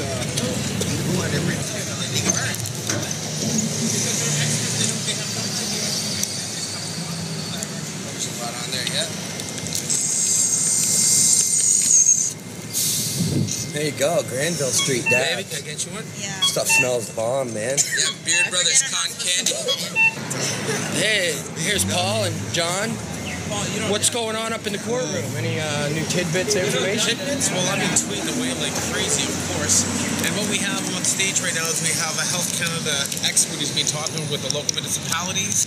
And we're talking about smell, we're talking about growing. And one thing Health Canada did is they put in a panel of experts for the doctors to prescribe and to better understand cannabis. But one thing they failed to do is put in a panel to help the patients continue to grow or even help with their grow. They gave them a license and here, do whatever you can, and gave them no information whatsoever. And then they talked about smells, how there was 177 complaints on smells. But once again, they left it up to the municipalities to control this without even ever telling anybody.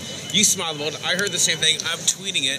Really interesting on that part where I was finding that Health Canada kept trying to pass the buck. Well, yeah, well, we help the doctors, but you never help the patients. You never help the patients. They only contacted licensed producers. They had meetings with people 4 years ago, knowing they were going to try to implement a system now. And it's very interesting. They never tried helping the patients, but all they did was trying to pass the buck onto an open free market is what they said. They want to pass it to an open market so they could give more strains because Health Canada was only able to supply one strain. So I feel like they're really trying to pass the buck here. That's what I'm seeing today. It's but it was like, again, yesterday, the Health Canada experts didn't even know that where's 150 gram a day limit was imposed. They didn't know, they don't know anything about cannabis medicine. And that is the biggest thing there. They're blind. Well, they didn't even know about the 15 grams or 15 kilos of tobacco that a person can grow. Yeah, so they have no idea about these certain statistics. And Kurt and John are bringing up, I mean, John's nailing it this morning. Kurt was nailing it yesterday. It's just the joint back and forth. Very happy to see that Health Canada is failing 2 days in a row. Awesome. Day one, day two. Yeah. Well, that's good just news. my opinion. That's good news. Thanks for talking with us, John. As always, peace and love, guys. Awesome. Thanks, Paul, for talking with us. Yeah, man. Cures cancer. Cannabis cures cancer. Live here. For anyone you love, they look to cannabis. Please support our efforts. Hey there, everybody. We're there with Corey Peterson down at the courthouse here. And it's Wednesday of week 2, which would be at the halfway point of this case that's going on, Allard versus the Queen. You were up in the court. We're out here on the streets. You were up in the courtroom, eh, Corey? Yes, sir. Is there anything interesting today that you can tell everybody that, you know, what's going on? Well, it's a Health Canada official, and she's making policy. I don't know, man. It's just thick. She asked, "Can you repeat the question?" So, can I ask you? Can you repeat the question? No, I'm kidding. She said that so many times that I started to get muddled, and the way that she wanted to just go on the record about what she had to say in her affidavits was intense. So it's going to take a while for me to sort out what the heck I heard. I do have notes. Thank God I have notes, right? Yeah, it's insane. It's insane. But one thing that I found interesting that I did not know is that Prairie Plant Systems was subsidized. Yeah, by the government. They admitted it in court. Yeah, they got $150,000 recent. Well, they originally got $5.8 million of our money to grow in the underground mines of Flin Flon, Manitoba, you know, years and years and years ago. But recently I seen that they got a $150,000 grant from the government, and that's a large producer getting that grant. Well, yeah, to be able to offer it for $5 a gram, it was not, they weren't able to do it. The contract was actually for $10 a gram, but to be able to give it to the public at $5 a gram, they were subsidized. Wow. So that's crazy crookedness, man. Yeah. It's even crookeder than I thought. Well, I mean, the thing is that they're understanding that, and another thing, that even physicians express concern about the affordability of the new regime and whether patients can get their medication. Whether they can pay for their medication in the new MMPR system. The physicians express concern. we were just talking to John Fellow, and he was up there saying how they're nitpicking. Like they don't really know what they don't know that there was a 150 gram limit. Seems like Health Canada doesn't even know. That today, like what? Or just recently, this week, learning the 150 gram limit, and Justice Phelan even said that's in the order. That's written in the order from last year. Yeah. So it's not some obscure, hard to find, dig through 4,000 pages of crap 13th volume. It's common knowledge. It's in the order. Yeah, and pretty common knowledge to the stoner and medical people in the community. Yeah. That you would think that if they all knew it, Health Canada surely would. Someone involved in making policy, someone involved in creating these and administering these red tape bullshit. Like, wow. Maybe I can just ask you one more question. I guess how could you sum it up in a paragraph, I suppose, on what's going on inside of this courtroom and the attack on the 6 gardens? It almost feels like they're taking a class, like they're learning. The Crown is learning about cannabis. I think it almost feels like they know they're going to lose, but they want to learn as much as they can on their way down. So instead of folding their cards and saying, "Oh yeah, it was BS what we did," instead of admitting that, they're going, "Well, let's learn as much as we can while we go down in flames." Wow. Yeah, and we often said that. Right when we were mentioning the prairie plant systems, they don't know how to grow. They never hired any growers when they wrote the draft regulations 13 years ago. They talked to people who asked them, "Have you talked to any growers?" And they said no. So basically, they've, for 13 years, butt-fucked the whole thing, to put it plainly. They had so much opportunity to grow, create policy, go somewhere with it, inspections, anything. They could have done so many different things, and they never even gave it a drug identification number. Wow. Yeah, and I mean, I'm biased because this has gotten 13 years of stupidity, so you got to be on one side or the other, but this is just completely ridiculous. Well, that's the most basic thing. They've claimed so many times that they're trying to treat it like any other drug, and they haven't even given it away for a pharmacy to prescribe it. No, they've in favor for these large producers for cash. Oh, yeah. I mean, when you're selling... On the backs of sick people. Yeah, when you're selling a quality medicine for $13, $14, and $15 a gram, you're not in favor of the sick. You don't give a shit about them. No. You know? But anyways, thanks, Corey, for talking to us. We'll talk to you later. This is, guess what, day 8? Yes, day 8. Day 8 here down at Granville in Georgia. Smoke one for me. Free the weed. No! Good job, man. Multi-billion-dollar corporate takeover of a free industry. These people are using their rights to grow their own free medicine. Very important court case that affects all Canadians and the rights of all of us. How are you doing, sir? Ready? Dabs on Granville. From the court. Dude, nice. It's awesome.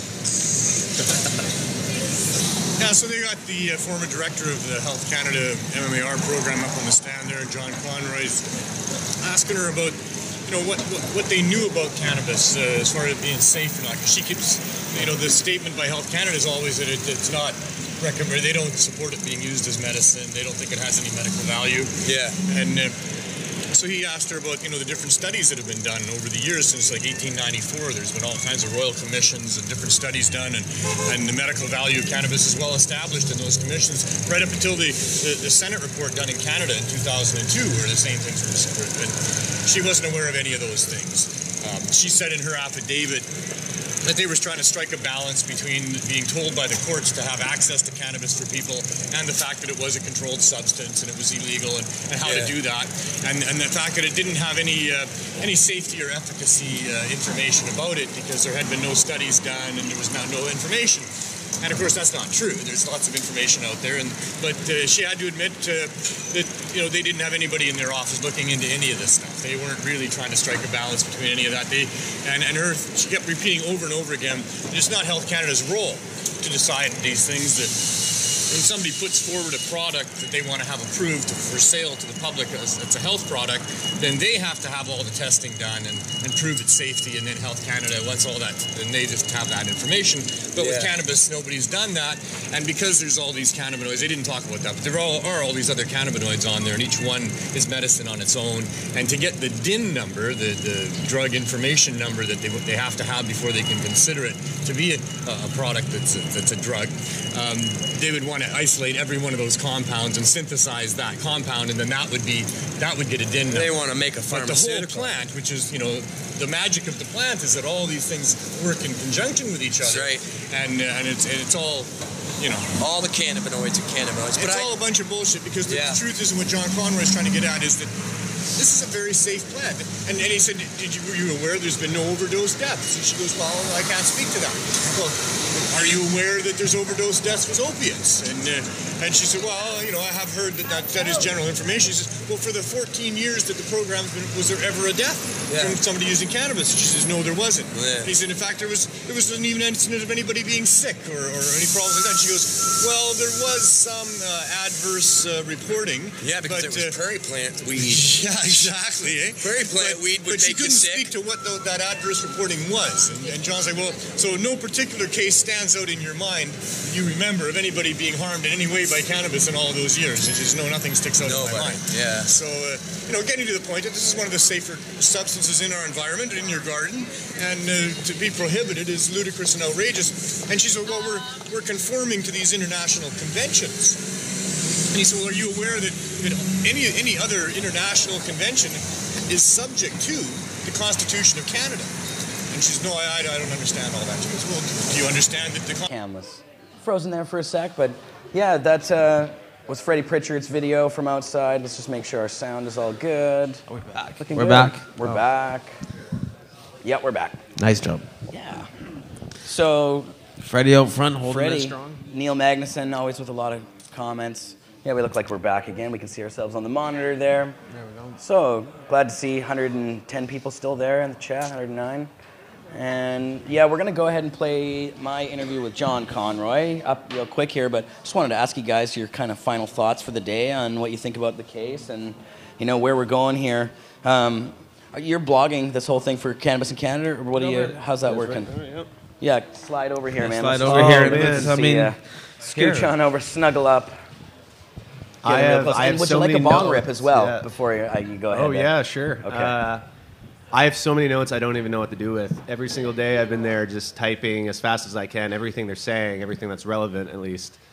And then just trying to craft this into longer, shorter, more concise pieces. Yeah. It's a lot of work. I feel like I'm very behind. There's a lot of witnesses that I've kind of missed out, but I still have the notes and I really want to do stuff. I need more time, pretty much. Yeah, I know.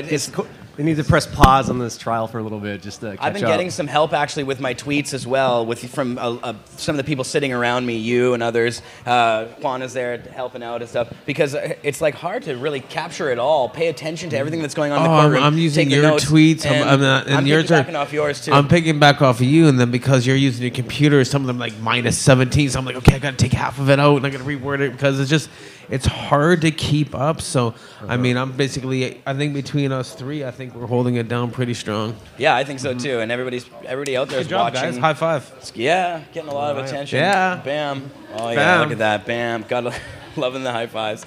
All right. So it's a lot of work. You know what? Duchess it is. I mean, for you, my man. And so where can people find you? You're on Twitter as well, are you? I am. Yeah, I guess I forget. Cannabis in Canada. Jason, what's the Twitter for Cannabis in Canada?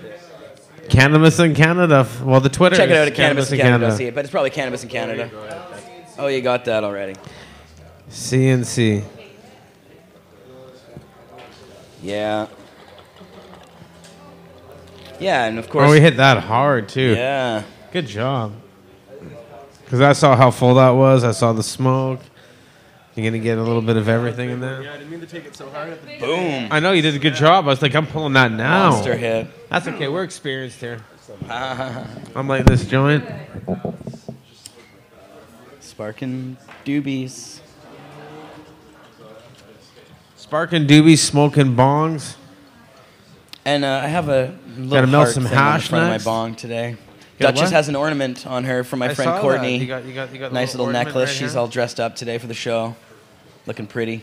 Would you like to join That's our bong my rip? Join a bong rip. I've been accused of sexism for. Okay, back to the case. This is what everybody wants to hear. This is what we're here reporting is the news of the week, which is Allard. Gorgeous. And last week we watched what happened, and this week we've seen Health Canada basically, in all three opinions, fail. Oh, epically. Epically. Oh yeah. Fail. So that's 3 fails. That's our opinions. Three thumbs down for Health 3 Canada. thumbs down for Health Canada this week. I think it looked very well on behalf of the patients, and exactly what happened in court this week was we realized that Health Canada had no interest in a program, and they were just there to basically, they were a regulatory body and only answered to the government. They made that very clear. And the fire chief their own was all consultations were basically fraudulent. it was really good to see. I think the new director in charge is a little bit more snappier. I think we'll agree on that. He was able to hit things back, but he was only referring to the MMPR, so there was no questions on the MMER, and that's why he was only on that. He was responsible for all inspections and all. Basically, he was the executive director and responsible for inspections. But he was responsible for inspections related to things like tobacco and other things. And that was one thing that Conroy pointed out right away was, tobacco's legal to grow. And Conroy pointed us out a couple times that you can grow a certain amount of tobacco in your home. 25 pounds? Yeah. Anybody that's over 18 And he didn't even know it. He's like, really? Yeah, they didn't even know. A lot of them didn't know that. They had no idea. I didn't even know. Yeah. Okay, so all you guys out there smoking 25 pounds of tobacco. Yeah, spark up your grow your own tobacco. And grow I'm pretty sure you can get those seeds from the gardens. Vancouver Seed Bank, 100%. They're not tobacco grow-ops, they're gardens. We need tobacco gardens going on. Yes. Well, actually, you know what? I've actually had some really nice, real, non-chemicalized tobacco that's been available from a couple pot dealers, local pot dealers around here sometimes, and they grow it themselves on their porch, and it's really beautiful stuff. Tastes delicious. I actually like some tobacco. There's a strong cultural use of tobacco that's been going on for years, and there's actually a really vivid history of that. There's a book called Tobacco Culture about that subject that's available. I believe it's on Amazon. Tobacco's been demonized now. Everybody hates on smokers. And what's wrong with smokers? I guess as long today's as it cigarettes are industrial it smells. and they kill you. But right. A lot of things smell. And it kills you slowly. It does kill you slowly. But that's because they pollute it with the industrial delivery devices. It's a waste of money. Add chemicals to it so that they rips your lungs open so that you can absorb the nicotine faster. And that's what's if you grow your own, it's not a waste of money. Well, at that point, it's natural. It's organically grown. You're learning how to do your own thing, and you can be addicted. It's like I grow poppies in my backyard. I got poppy seeds. Thank you. And what kind of a doobie is that there, brother? That would be the number we've named it the LR Kush. Oh, the Larry? The Larry... Romulan Cross. Larry Romulan. LR Kush. The Larry Romulan Kush. LR Kush. That's right. I remember when we came up with that name. We were sitting around coming up with names. Actually, I think it was you after because what are you gonna name it? I don't know. It was why you call this. Like, okay. It was just off the. You like. It's LR like Mark Kush. named Haas. Like I didn't name it. Doesn't really. It's not very creative, but it's still pretty. It's not what bad. it is. It's snappy. It's what snappy. it is. It's an OG. I should have come up with something really wacky. Anyways. Yeah. Neil's in the house. We've talked in. about Neil so much. Neil. We just saw you talking to Neil on the air for a while, so we played a good interview with you from Good Freddie shout-outs Pritchard. to Neil Magnuson, who's been one of the key supporters every day down there. Handing out now his new one is handing out little flyers with information of why we're in court. So getting a big little house off to Neil for that. He figured if we're standing out front, we should be giving him information. And Neil came out with a little pamphlet and, of course, had it all photocopied. And if we had one in the house, we'd be able to read it off to you. And I'm pretty sure Neil will have one in his pocket. Oh, there it is. And Neil, I think we're going to have to bring, is Canada really a free country? Allard versus Canada. Health Canada, the Harper government are using our tax dollars to try and stop thousands of Canadians from growing medical cannabis for themselves, which they have been able to do for the last 13 years. Free cannabis citizens should not be forced to purchase cannabis from large purchase licenses by Health Canada. Yeah. We're going to do a 2-part on this and a 3-part to finish. That's great, the United I never Cannabis see them on the Activist ground. Network, it says in the corner, too. Yeah. United Cannabis Activist Network. Yeah. Good name. I guess he's not going to finish it. So, is that what you were cannabis asking me has to do? been used safely and effectively for a variety of conditions, for stress to cancer by hundreds of cultures for thousands of years. It is just a plant like so many others that have medicinal value. Cannabis has been demonized. Demonized. I don't know too much about demons. Sorry, guys. Cannabis has been demonized, and we have been lied to about it for decades to protect the interests of big pharma and other private groups. Our federal government is continuing this fraud at our expense and harming sick Canadians in the process. Help us stand up for our rights. Call your MP and voice your concerns. This case is being heard weekday until March 13th.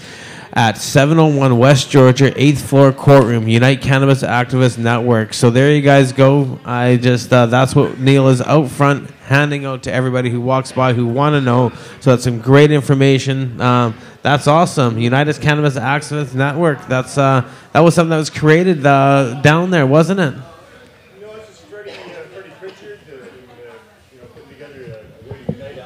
There you guys go. Yeah, I remember you were talking about it, so that's what you came up with, the UCAN. Very cool. You can. So, Johnny. Yes. I'm going to grab this Conroy video now and play I this. can do the Conroy video? Yeah, we're getting the Conroy video on here. I'm disconnecting the camera. Hopefully it doesn't kill our camera. Oh, it does. Well, this just killed the camera, so now you can just hear us yodel. Hold on a second here. We'll get that back. So, I'm going to do a bong rip. I don't have water in my bong. What was I smoking earlier there? The hash in the bong. Hash. We haven't talked about any hash today. So basically, yeah, it's all about static dry sifting now, guys. It's the way to get your hash. It works quickly, it's safely. That was brought up in court on how no one has blown themselves up by making bubble hash cookies. We mentioned that last week, where this is this week's. Yeah. If you want to know more about last week's court case, I'm sure you can go back and watch last week's Cannabis Culture News last Friday, because we discussed it. But the BHO stuff came up again, actually. I know. They showed, we had the affidavit. Zero. The affidavit from the police officer. But they had no... No, there was no evidence, but they had photos of this BHO explosion that had happened, where this guy had all these bags of BHO cans. Yeah, they had a hallway full of butane cans, and they had one little honeybee extractor. Yeah. It was this big, but then they had a room full of like 80 cans. It kind of looked... I'm sorry, that was a laugh out loud moment when I saw that. Yeah, it was definitely done by morons. It was definitely one of those things you're like, really? Is that what you're going to use as an evidence? It's like the most... Come on, man. He even did say like some of those examples were the most extreme. Yes. Yeah. Yeah, I remember that. Yeah, it's like... And he's supposed to be... Well, no. I'm reading over the notes. Like in the morning, he said that, he tries to be an independent researcher. And as part of his job, and like remember, who did that one again? Which one? Yeah, I'll start to blend in. RCMP yesterday. Holmquist or the lawyer? Yeah, Holmquist. Yeah, Holmquist lawyer is was the RCMP corporal. Yeah. He was that guy.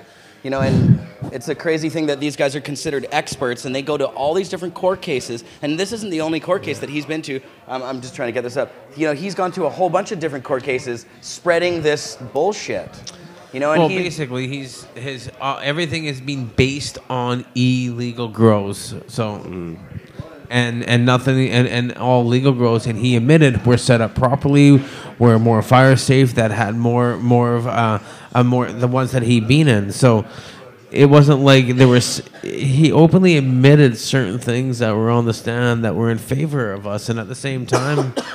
It was actually when I was tweeting. I saw, there was one guy who was he's antagonistic to the whole pot movement, I think in general, or all of us, But he was saying, it seems biased, the feed. But it wasn't. I was just repeating exactly what was being said. He was virtually admitting the entire time that he didn't have a clue. And so it seemed like, wow, it really seemed bad when you read those tweets and you go through. It's just like, Holmquist admits he doesn't really, has no evidence of this, has no evidence of that, no evidence of this, no evidence of that, repeatedly over and over and over again. And even when Voss stands up and he's like, I don't think there's any evidence of that, and he says, I don't believe you about certain things. Yeah, he really called him out on a whole bunch of stuff. He actually called him out for not believing that he didn't know the outcome of one of the cases in the thing. Remember when he was hammering him on just like the whole idea, like you've taken a sworn of oath, and you just...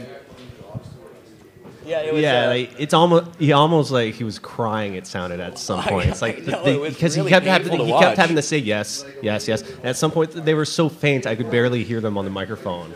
Yeah. No, he didn't. He was almost whimpering. I tweeted that Health Canada. It was like it was 6 no's in a row. Yeah, like because I kept saying yes, and they're all no's. It was 6 no's in a row. That was my favorite tweet. I mean, it was. But I mean, definitely. I know we're gonna get this video coming up here of the interview that everybody really wants to see because it's really good. And all said and done, Monday I'll be tweeting. I'm John Burfello. You're tweeting under Cannabis in Canada. I can't. I'm trying to do some tweets. Yeah, in Canada, Cannabis in Canada. But I'm also just taking a lot of notes as well. Cannabis and notes, and of course, at Cannabis Culture. Yeah, that's right. You can follow the live tweets at our Cannabis Culture feed. If you can't find the Twitter feed for whatever reason, just go to the front page of cannabisculture.com. There's actually right on the front page an article there. You can click on that and see the Twitter feed right there in the article. Make it nice and easy for you guys out there. So I'm just opening this video. It's just taking a second. Windows Media Player not I was responding. pressing on hash and watching the nice. officer back up with his lights on and flashing and we have a smoking joints. And technical actually needing to medicate. It's been a hard week. VLC. I mean, up every morning at like 6, getting downtown here until like 8, 9 o'clock at night, getting home, feeding the cats. Yeah. Woke up the other day still with my jeans on. It was I'm great. just getting used to waking up at 6:30. I just got home. I lied down with the cat and I woke up beside him. 4:20, of course, a.m. Okay, so here we go. Okay. All right. Now we've got the video. So great video coverage. Yesterday. This was actually just up in Conroy's hotel room here. Well, actually, Kirk was also chilling. These lawyers are good guys. Oh yeah, no, it was great to sit back and I know that there's going to be a little bit of a. We were laughing in the background. Do some background noise. Yeah, you guys were snickering, laughing. Well, we were. You know what? We were enjoying what has happened in court for the last basically 5-8 days. It's been a great. It's been great in court. Like really, honestly. I mean, for the thousands of Canadians and the millions of people out there that want to know, I mean, we'll never know what the judge's decision is going to be, but I mean, as in for a non-biased opinion, sitting back and looking at it, if I was someone who walked in a courtroom and watched what was going on and had to make a judgment call, I would say that we are looking very, very good in court right now, that we're actually being able to prove our case of what we're able to, about patients' rights. And about them wrongfully trying to accuse us of just being criminals. It's being criminals, being fire starters, being causing health problems. This happens in daily life, in your food store. It happens in your gardens, and what we've proven is this is just a daily occurrence. And they were trying to say it's related to it, and we're like, no, there's more related to just life in general. So stop trying to point your finger in the wrong direction. That's but anyways. Right. Well, thanks guys for coming on, man. This has just been such a crazy court case, and there's another week to go. So tune in to Cannabis Culture and watch what's happening. We'll be back again next Friday with more for you guys. Of course, you can watch Pod TV shows through the week on Pod TV, usually around 4 p.m. Pacific time on Mondays, Wednesdays, we could Fridays, be coming back Saturdays. Don't forget Redbeard's on tomorrow. Right on. At 4 p.m. Pacific time. And this is us yesterday with Mr. John Conroy, the head lawyer for our side in the case. And what a lawyer. He's an amazing guy, too. It's not just Voz who's a shark out there. This and guy, Kurt, and everybody's holding their weight for sure. Yeah. Big thanks to everybody who came on the show today. Dana, Jason, all the other ones. Jake, he was hilarious. Yeah. Neil. No, Neil, you were a big part of it. You were in the background, but we've talked a lot about you. Neil. Tim.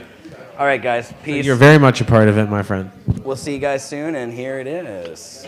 John Conroy. Ribs.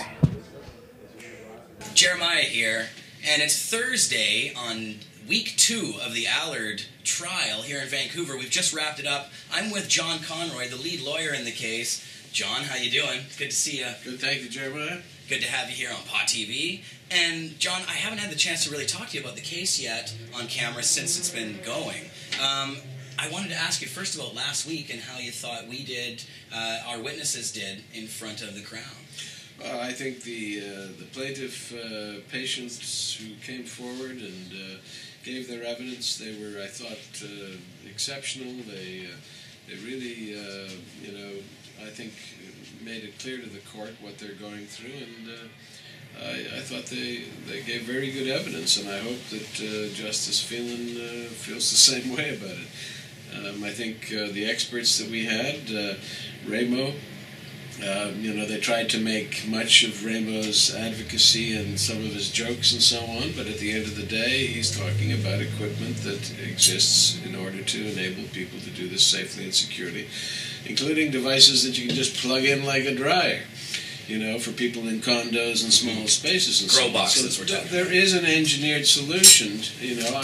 I'm fully sympathetic to all of those people out there who are upset because they're stinking out the neighborhood and they're having a problem, or they're fearing that there's a fire, or they're fearing that there's electricity issues.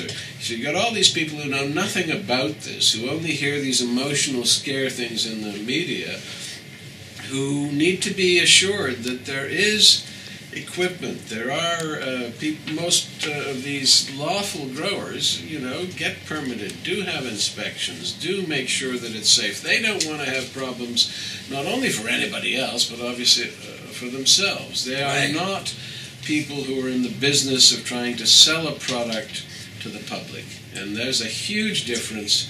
If you're trying to sell it to the public, obviously you have to meet all kinds of requirements in order to make sure you're not going to cause harm to the public. If you're doing it for yourself, it's assumed that you will do everything you can to try and not harm yourself. Right. So I think that Ramo, David Pate, Dr. Pate, in terms of the extracts issue, are just simply explaining the whole, more recent evidence and everything with respect to cannabis.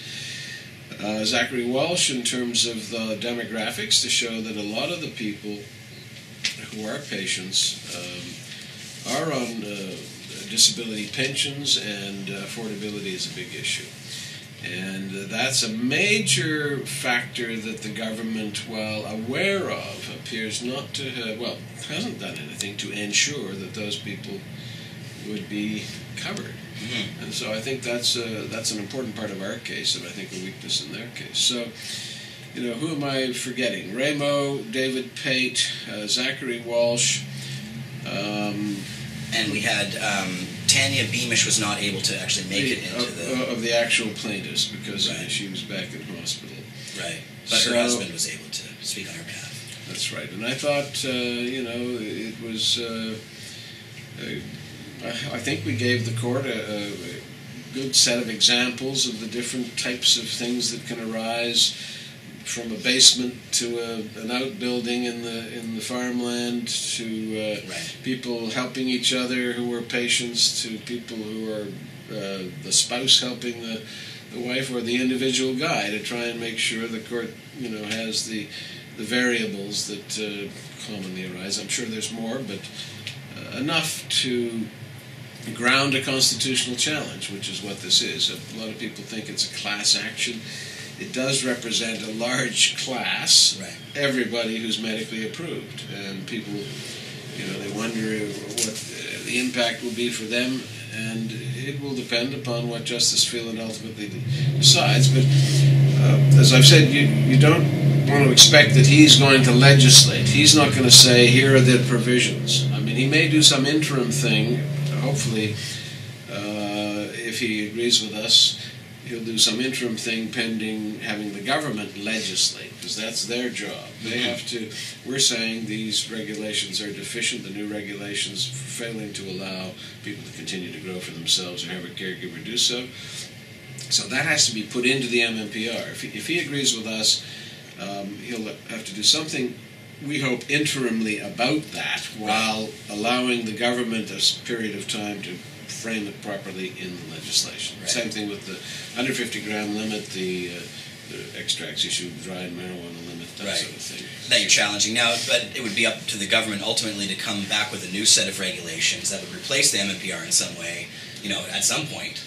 Well, that whole issue is probably going to arise in the Smith case, which is going to be heard on March 20th in the Supreme Court of Canada, which is the case that Kirk Tousaw his counsel. I'm going to go carry his bags for him.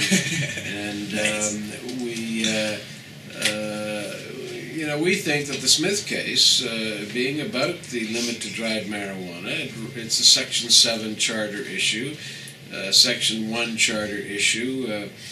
For your listeners, what that basically means is, we're fortunate to live in Canada, which is a first world country that has a constitutional democracy. We're not here at the whim of politicians or others. We have this law, which is the supreme law. We have the independent courts that interpret it, and they keep the politicians and other emotional reaction type folks in order when they, go too far, when they do things that are inconsistent with what the legislation provides, when they cause horrible effects to people.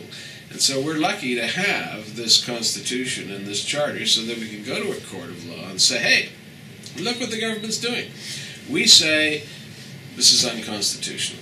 You are doing this in a manner that affects all these people in this way, and what you're really trying to do is you're trying to limit their ability to do what they've been doing now for some 14 years, and you have to justify under the Constitution whether or not that limit is reasonable and justifiable in a free and democratic society.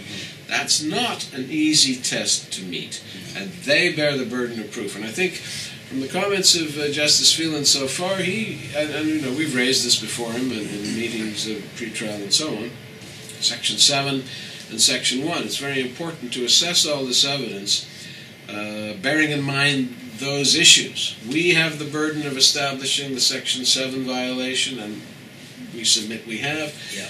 They have the burden of justifying any reasonable limits on the Section 7 violation. Right. It's very difficult under our jurisprudence to limit a Section 7 right, because Section 7 is the broad right, and they often say other sections of the Charter are mere examples of Section 7 breaches, unreasonable search and seizure, arbitrary detention, these sorts of things. This one is liberty and the security of your person. It's actually life, liberty, and the security of your person, and the right not to be deprived of those things except in accordance with something called the principles of fundamental justice. And those have been developed by the courts now since 1982, when we got our entrenched Constitution. And they include, applicable to this case, arbitrariness, which is briefly doing something inconsistently with the purposes of the statute. Here, the Controlled Drugs and Substances Act, Food and Drug Act, and so on. Going too far, going further than necessary, overbreadth it's called, overbroad. So, is it really necessary to eliminate personal production or caregiver production in order to achieve what they are trying to justify as reasonable limits? And so hence the evidence of the inspection ability, people getting permits, doing it all properly and safely and so on, answers the complaints, we say, because they have to justify taking it away completely. Right. So that's what's in the balance there on the Section 1. Right, but first, of course, the Section 7 part that you have to show first is that these patients are actually having to choose between their liberty and health, their health and their liberty, because if they have, if they have to grow on their own to get the medicine that they need, that puts them at a risk of arrest. So. We have to establish, and I think we have, that any medically approved patient is, or I should say all medically approved patients are not covered by this government new regime. And they, we argue, knew it.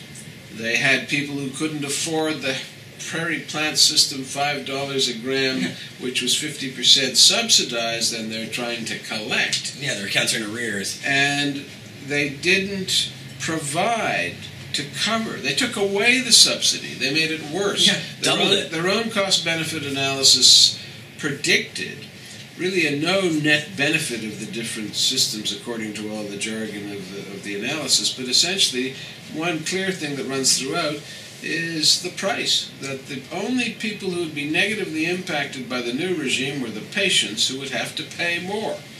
Everybody else would benefit. So, again, you plug that into the constitutional framework, but, I think the evidence is pretty interesting, and we know next week we'll have some more witnesses, the international law experts from Israel and the Netherlands and the USA, as well as cross-examination of a couple of our rebuttal experts, Tim Moon, the fire chief from Alberta, and also Len Garris is coming in on Monday. Len Garris is Monday, who's still one of their witnesses. One of theirs, yeah. And we also have Mr. Wilkins, the insurance person from the island, who's one of our rebuttal expert witnesses in terms of insurance risk. And then Eric Nash, in his capacity, both as the expert and fact witness. His fact stuff has sort of been canvassed the bidding court already, dealing with his experiences of trying to become an LP. But his expert witness stuff is further rebuttal to Garris and Holmquist and others in relation to all these problems that they say exist. Right. And so it just strikes us that, and it has for a long time, that there have been serious problems as a result of illegal grow-ups, where people cut corners and did take risks simply to try and make more money and shipping it all down into the U.S. But the situation has changed. Colorado, Washington State, Alaska, Oregon, this has had a huge impact on the Canadian market, which was 80% of our market, and it's disappeared. And so all these illegal grows, huge numbers of them have closed up.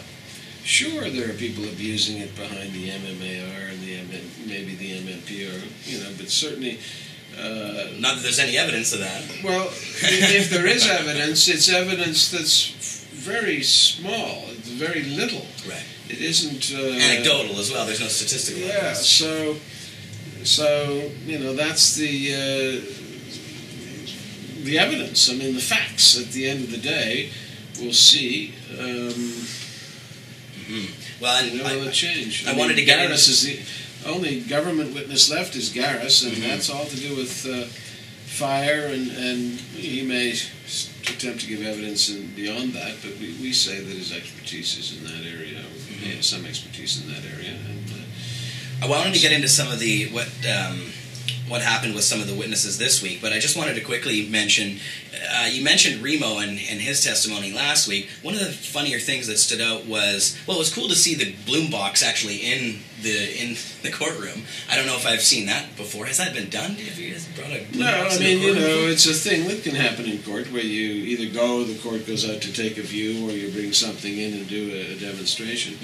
And it just seemed to us that their expert talked about requiring an engineered solution, and that this was precisely that. Right. And so, I had never seen one before, and I was actually surprised at how big it was. I thought they were much smaller. It was for 9 plants, the one that was there. Yes. Yeah. It was 20, I think he said, on the one side, and 9 in the bigger part. Right. And but still quite a big thing. You see these things for kitchens where you can do herbs and stuff, and I thought that it would be much smaller. But at the same time, the plant's got to, I suppose, grow to a certain size. So I thought that was interesting, and it shows that there is an engineered device. And the Crown, said, you'd have to have 10 of these in order to produce so many plants. When obviously, we submitted that. As the product said in its own background material, that you could get a pound or something, a pound and a half or something every 6 to 8 weeks. And so, our point was that you wouldn't need more than one. You could have so many crops in order to create a storage thing that you could then be satisfied that you have sufficient medicine that you produced for yourself under your control without having to worry about recalls and all those sorts of things. Is there a danger? Is there a danger at all of the government coming back and then saying that you must use these grow boxes or something along those lines, rather than wouldn't that be unconstitutional in a way? I don't know if I'd call that a danger. If the evidence is that by doing certain things in a certain way you're putting your neighbors at risk or stinking them out or causing a nuisance to them, interfering with their enjoyment of their property, they have a legitimate beef. Right. And so if the solution is the Bloom Box, to eliminate the complaints and the concerns and so on, there may be a reasonable argument for saying, and it would be a local government that I would expect that would do this by bylaw or something, that would say, look, if you're in a condo or if you're in an apartment, if you're in something where your neighbors on both sides and whatever you're doing has elements of risks, sure, that exist in your kitchen, but you're adding another one. I mean, one has to, I think, be reasonable about it, either side, either way, and be prepared to ensure that you don't do anything to create a significant risk of harm to your neighbors. Right. That's the bottom line. Right. Because you are engaging in something that can have that impact. Yeah. And so if you want people to support you in terms of accepting cannabis as mainstream, you need to be aware of the people who are complaining about you stinking out their neighborhoods. Not only is it invading your privacy if you're a medical patient and attracting attention, which we thought you didn't want, but you are interfering with other people's enjoyment of their property. Not everybody enjoys the smell of cannabis. Right. Some people find it offensive, and we have to be realistic about that and be considerate about that. Because that's, there may not be statistics, and it may not be hugely statistically significant, but the inspectors around the province that I talk to from time to time in various cases tell me that smell is the main thing that leads them to going and doing an inspection. Complaints from neighbors about smell. Well, and so that leads to a whole further unroll. So people, Ramos says in his evidence, can't smell a thing. You can do something about this, and there's techniques there. So be diligent and do something about it is my best opinion. Now the other Remo note that was really funny, I thought, was the video they played. Now we all had to sort of gather around the other side of the courtroom to see the video screen, and up comes the world's largest joint, the Remo video, showing him, it's a farcical video showing him rolling a big huge male bud in a newspaper and taping it up with masking tape and then pretending to smoke it. But did the Crown Counsel really believe that this was an actual video showing how Remo uses his medicines as they stated, or was this just I was unsure at the start. I was unsure. I mean, it was clear to me, and I knew that it was a joke. And so I was a bit unsure as we watched it unfold, but they certainly seemed to be. Remarkable. The Vancouver Sun wasn't in the room to see that it was their newspaper that was being rolled up. I tweeted at them with it. And an old male plant that he out in the back or had forgotten about it or whatever. I mean, it was so apparent. It was ridiculous. Yeah. But... and you could see that he wasn't smoking it either. I mean, they were holding a joint. Exactly. And, or something that was creating the smoke. Yeah. And so I think, their effort obviously was to show that he's an advocate, that he's, a patient who also is into the community he's much more involved in all sorts of ways. But he did, in his advocacy or his expert witness statement that you're required to file in federal court, he disclosed that. He disclosed, he was aware of that and the rules and so on, and he doesn't for a minute hide or dispute, and didn't in court, all of those things. And so, you have to take into account that he's a person immersed in the whole thing and therefore has considerable expertise, whether you support it or not. And everything he talked about was, equipment and what's available and all these developments that address these concerns about fire, mold, public safety, security devices, all these sorts of things. So, to illustrate that this can be done without all this hyperbole from all of these police and fire chiefs about the dangers.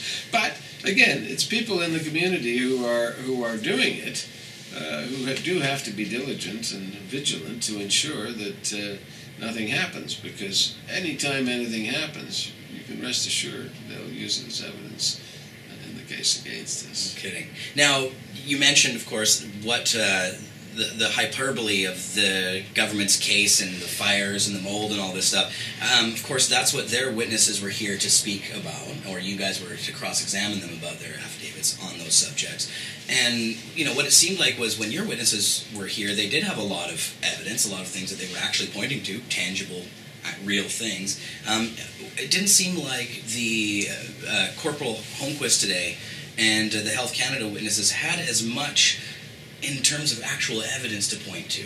It doesn't seem like the government is really able to support this whole fires at medical grows, grow rips, robberies, all of the things that they're actually pointing to that show that operations are a danger, medical grow operations are a danger.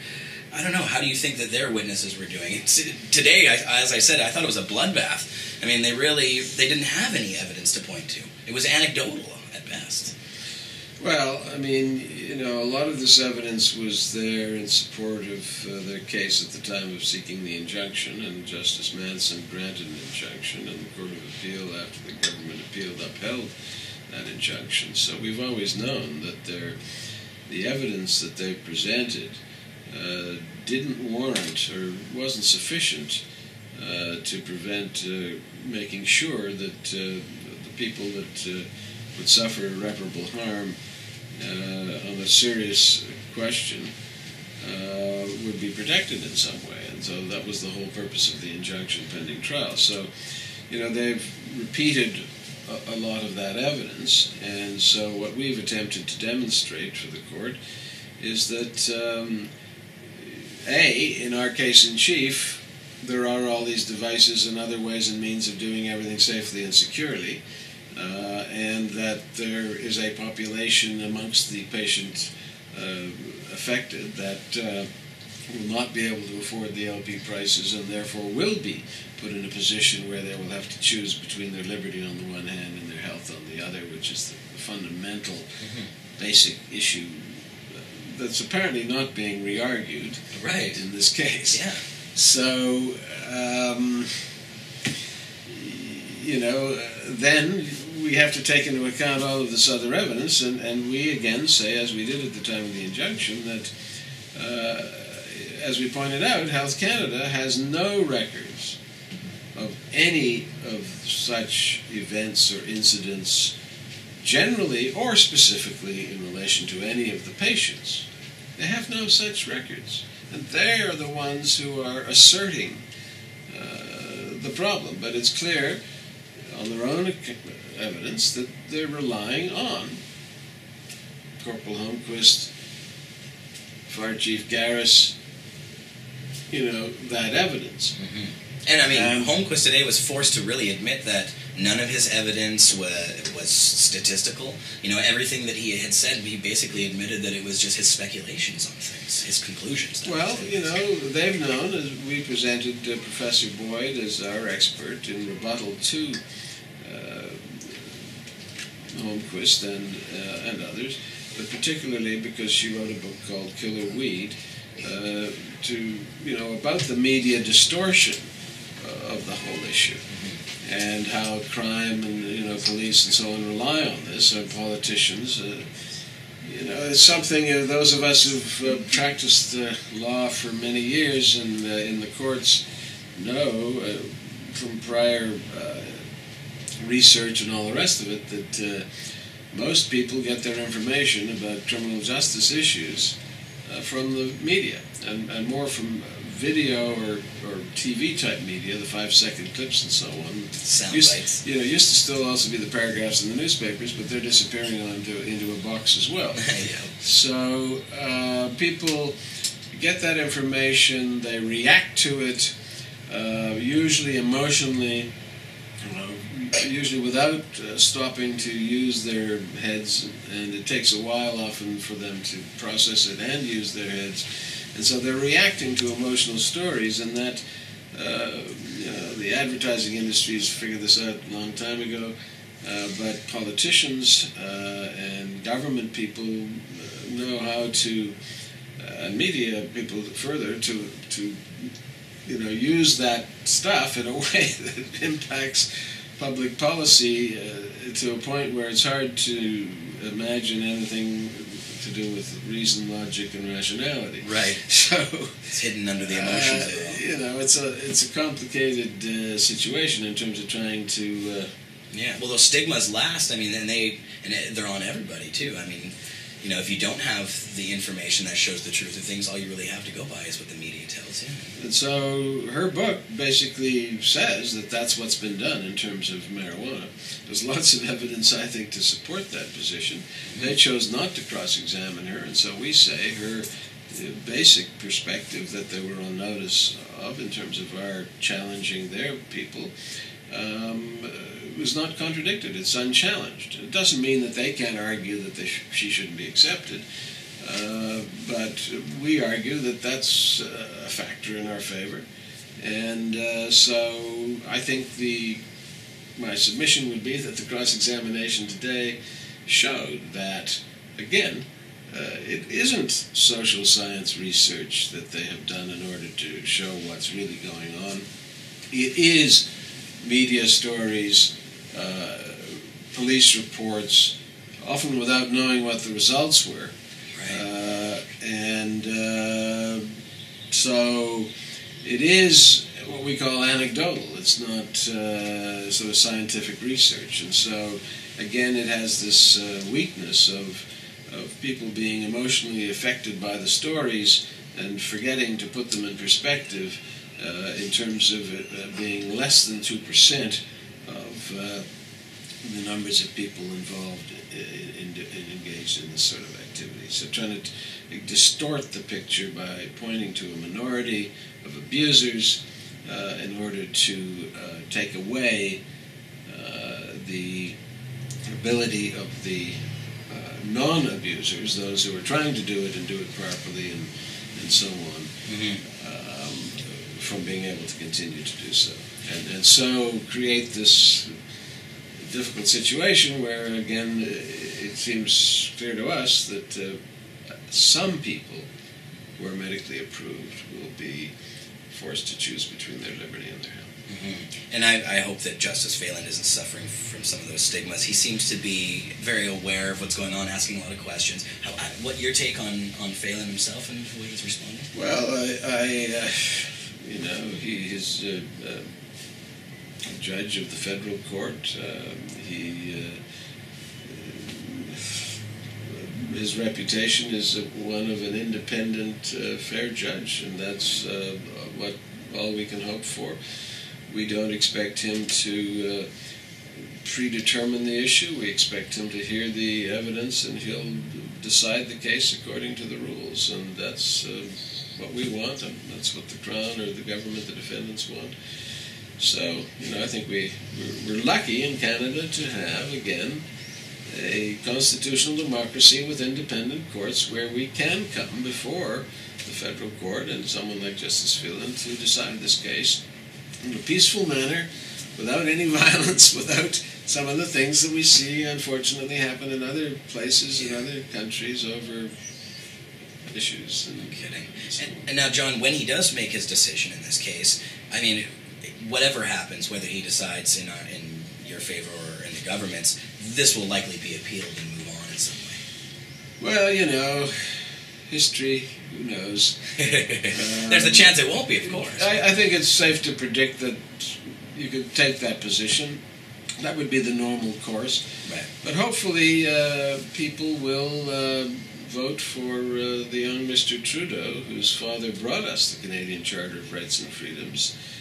His Minister of Justice at the time was Jacques Chrétien, who was another Liberal Prime Minister. Mm-hmm. And so, just don't start smoking yet. Well, I'm just saying that he's the first politician in my time.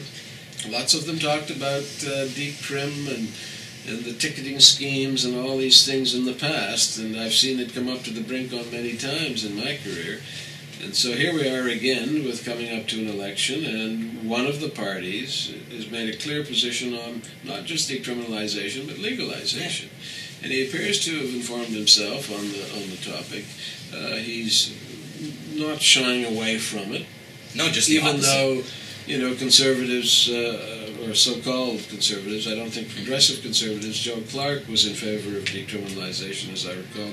Right. So it's a liberty issue for many conservatives. Exactly. In the old days, I mean, the Diefenbaker Bill of Rights, for goodness sake, something's changed in terms of these labels. But anyway, we digress. So, people need to look at that and say, look, we could elect a government that will legalize and regulate and tax cannabis after all these years, as is happening in Washington State, Colorado, Alaska, Oregon, blah, blah, blah, as they roll across the United States. And we can do it on a national level. There's history here in terms of the whole alcohol thing over the years. But here's an opportunity to have that, and it's way more than just enabling people to consume cannabis privately and subject to reasonable rules and regulations, like alcohol or tobacco, whatever. It also is about having the government, the state, interfere less in people's choices of the types of things that they wish to do. Mm-hmm. Again, defining the parameters of aspects of your rights under the Canadian Charter of Rights and Freedoms to see, so that hopefully people will see that it's more than just being able to engage in the conduct, and that there are limits to these things, and that they'll see that, for example, in relation to other drugs, where people are perhaps addicted, that, nobody wants that to happen, and the perhaps traditional model has been, we need to have offenses and penalties in order to deter them. We know that it's beyond that once people are addicted, the whole accepted definition of addiction, even by the federal government in the other PHS case to do with the supervised injection site, that's right, understands that that's futile, and that things like supervised injection sites, accepting that these are health issues and not criminal justice issues, locking people up is going to make those problems go away. Is what has to happen at the end of the day. Exactly. Criminal law should be reserved for serious matters that involve harm to others and significant harm to others. It is the big stick, and it should be used reservedly, not just in the naive belief that by simply creating offenses and having penalties and forgetting about the cost of enforcement, you're somehow going to make people change their ways. Right. They think if they make it harsh enough, they can deter people from doing it at all. But look at this thing recently. I'm going to have to go pretty quickly, but look at this thing where Mr. Harper's just come out saying that all these certain criminals who've been convicted and who are now serving life sentences are going to have to do 35 years. I don't know all the details, but one of the more interesting aspects of it, too, is that the parole board, the Independent Parole Board of Canada, will not be able to make the decision at the end. It's going to be the Cabinet, which is a political decision. When you're talking about making individual decisions about liberty and principles of fundamental justice, you don't have politicians make those decisions. No. You have judicial or quasi-judicial bodies make these decisions. It's got to be independent. And whatever one may say about the parole board and who appoints them and so on and so forth, they are an independent body that comes and looks at these things, and they're subject to a statute, they're subject to rules, they're subject to appeals. There's a whole process there to deal with it, as opposed to this, we are the cabinet, we can do whatever we want type of a thing. And do it in a case where, sure, the public's emotion, again, in relation to these individuals, they're not sympathetic individuals. But the whole point of having the rule of law and having a charter of rights and freedoms is to make sure that it works for the worst guy. If it doesn't work for the worst guy, then what's the point of it? Is it just convenience for the non-worst guys? I mean, we prove the value of it by making it apply to the worst guy. Absolutely. Well, John, thank you so much for talking with me today. Great work. All right, thank you.